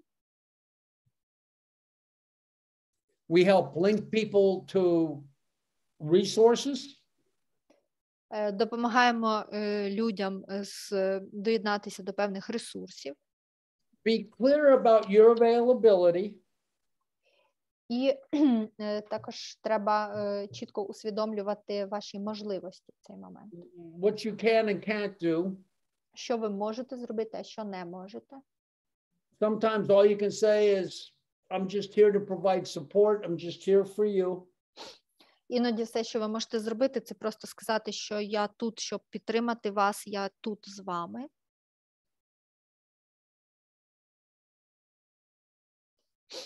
Some things I think I can skip. Now, our attention initially, psychological first aid, we're focusing on how people are reacting and interacting in the setting. І найпершим завданням первинної психологічної допомоги це є допомогти людині реагувати в тій ситуації, в якій вона зараз знаходиться, і якось взаємодіяти з цією ситуацією. Who's experiencing acute distress? Хто переживає гострий дистрес? Here are the signs. Ось ознаки того, хто переживає гострий дистрес. So, a person may be just disoriented and confused. Людина може бути дезорієнтованою, розгубленою. Agitated, panicking. Може бути ажитованою, може бути в паніці. Or the opposite, withdrawn, apathetic, shut down, just collapsed. Або може бути навпаки, просто ніби опущеною, повністю апатичною, ніби закритою від всього оточуючого. Or very irritable, angry, and like someone described, some people are just, you start really acting out in an angry way. І деякі люди під час цього, коли переживають дистрес, можуть бути такі надзвичайно розгальмовані, надзвичайно діяльні, і це все буде виходити назовні через почуття злості. And exceedingly worried. Oh. І також люди можуть бути надмірно, постійно стурбовані. All right. These are the people that we're focusing on. Тобто ми фокусуємося на тих людях, які мають ці ознаки. So here are the core actions. І тут зараз розглянемо ключові дії. Contact and engagement, of course. Перше – це контакт і залученість. Safety and comfort. Друге – це безпека та комфорт. What we can to enhance immediate ongoing safety and physical and emotional comfort, depending on the setting. Все, що ми можемо, це моментально посилити і далі підтримувати почуття безпеки, і також забезпечити фізичний та емоційний комфорт, і залежно від тих умов, в яких ми зараз знаходимося. So you have many settings. У вас може бути багато різних умов навколо вас. There are some people maybe who made it to Poland and Romania, separated from families. Наприклад, зараз багато є людей, які переїхали в Польщу чи в Румунію, вони ізольовані, покинули свою сім'ю. In temporary facilities. І вони тимчасово знаходяться в іншому місці. There are people, I understand, in the metro, underground in the metro centers for shelter. А є люди, які знаходяться в метро, просто там перебувають як в укритті. Or churches. Або люди, які переховуються в церквах. And maybe you're there in some of these other kind of shelters or buildings where people are gathering. Або там, де ви є, можливо, ви знаєте, що люди знаходяться в інших місцях, в інших прихистках, в інших сховищах разом. Or your setting may be that there's people who, in a locality where there's been shelling, people are dying and Russian armies coming in, but they can't leave. Або також умовами у людини може бути таке, що люди знаходяться під обстрілами, під бомбуванням, на них наступає російська армія, але вони не можуть звідти виїхати з тої місцевості. So I know that the setting, what you can do is very different depending on the setting. І тому я знаю, що дуже сильно буде варіюватися те, що ви можете зробити, залежно від тих умов, в яких людина. And in talking with a colleague of mine yesterday who feels so helpless. І я вчора говорив зі своєю колегою, яка почувалась дуже безпорадною. Just coming to that emotional conclusion, there's nothing I can do for these people in this situation. Її емоційне заключення було, що я нічого не можу зробити для цих людей в цій ситуації. And so this colleague is not only fearing as their own fear of invasion. І ця колега, вона переживала ніби свій власний страх вторгнення. But again, the powerlessness of there's not a whole lot I can do for people that may need it the most.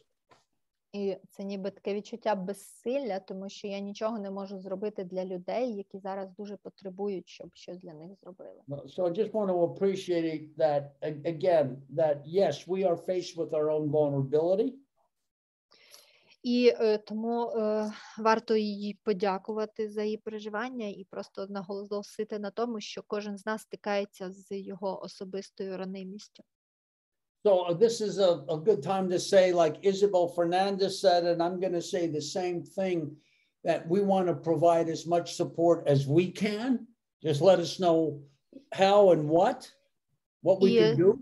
Зараз хочу сказати те, що вже сказала Ізабель Фернандес, але я повторюю ще раз, що ми намагаємось дати вам стільки підтримки, скільки ми можемо. Просто скажіть нам, що саме ви зараз потребуєте і що ще ми можемо для вас зробити. There's a lot of support for you as colleagues. І у нас для вас є дуже багато підтримки, як для колег. Workshops, individual sessions. Вебінари, індивідуальні сесії. Okay, so I just want to say that. Я просто хотів ще раз це сказати. And we provide stabilization if needed to calm people emotionally overwhelmed or disoriented. І також ми можемо застосовувати стабілізацію для того, щоб заспокоїти людей, які зараз перевантажені або дестабілізовані.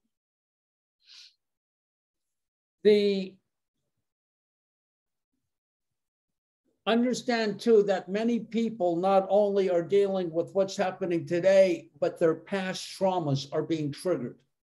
І ми розуміємо, що зараз є дуже багато людей, які не лише справляються з тими умовами, з тою ситуацією, яку вони потрапили зараз, але ще і дуже багато їхніх травм з минулого також піднялося.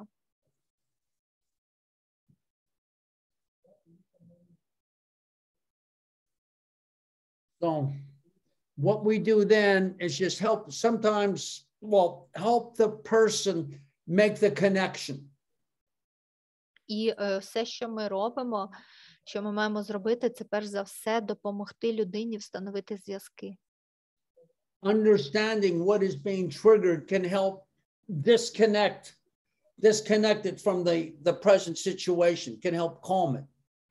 І зрозуміти, що саме зараз, де був тригер у людини, що саме спрацювало, допомогти від'єднати це від ситуації теперішньої, і таким чином людина дещо заспокоїться. As you're there to just listen and understand what the past traumas are that are being triggered. І дуже варто добре вислухати людину і зрозуміти, яка саме з минулих травм зараз піднялася, що було тригером. Another core action is information gathering. Наступна основна дія – це також зібрання інформації. Again, what are the current needs? Not that we can necessarily do anything. Знову ж таки, зібрати інформацію про теперішні потреби і що саме людині треба в цей час. And practical assistance as much as possible. І також практична допомога настільки, наскільки це можливо. People need food, shelter, sense of safety. Людям треба їжа, людям треба укриття, прихисток, треба відчуття захищеності, безпеки. And connection. І також зв'язки. So, connection with support people, family, friends, community resources. Зв'язок з тими, хто може їх підтримати, з сім'єю, з друзями, з певними ресурсами їхньої спільноти.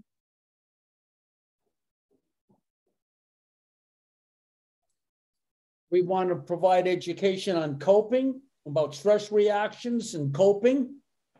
Також варто проводити певні навчання по обізнаністю з реакціями стресу і також по копінг-стратегіям, по шляхам, як можна справлятися з ситуацією.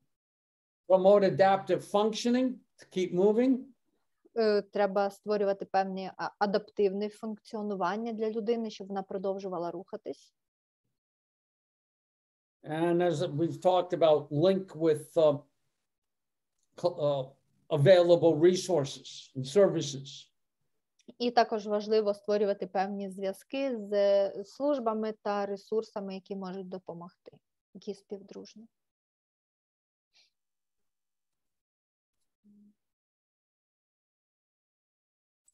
So I think this is probably time. Let's see if there's anything in chat or questions, or I don't know where we are in terms of a break, or but I think we've been going about an hour or so. There are in chat only actually one question about can we make another one break, short break. Володимир, тут є питання про перерву. Так, я думаю, що було б доречно на 10 хвилин зробити перерву. Just one thing before we break, I would like to know, maybe either email or comment or publicly, I would like to know how you are doing. How are you? Tell me what you're experiencing. And of course, that's voluntary. І перш ніж ми підемо на перерву, хочу також запитати, напишіть мені чи скажіть, хочете на емейл, хочете в чат, хочете кудись, хто хоче, розкажіть, будь ласка, як ви, як вам зараз, що ви переживаєте. Хто хоче, можете поділитися. Okay. All right. Емейл, хочете, пишіть туди-сюди, в чат, чи скажіть. So there is a response that I feel relaxed and this is first time in this 8 day I breathe out. Can you say that last thing for the first time in 8 days? And the first time in 8 days I just breathe out. Breathe out. Good. Okay. I feel anxiety. Mm-hmm. Tired, like the rest. Mm-hmm. Mm-hmm. Mm-hmm. Mm-hmm.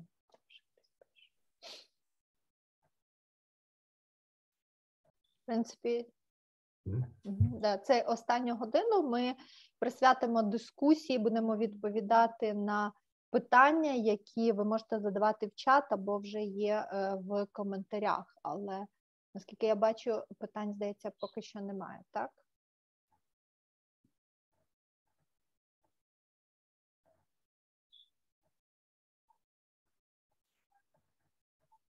I don't know if there's anything new from before the break. Yeah. And probably there is nothing new. It is only Okay. replies for your question about how does people feel. Yeah.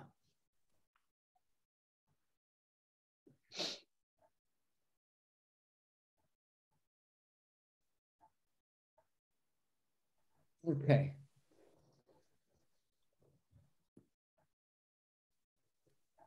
So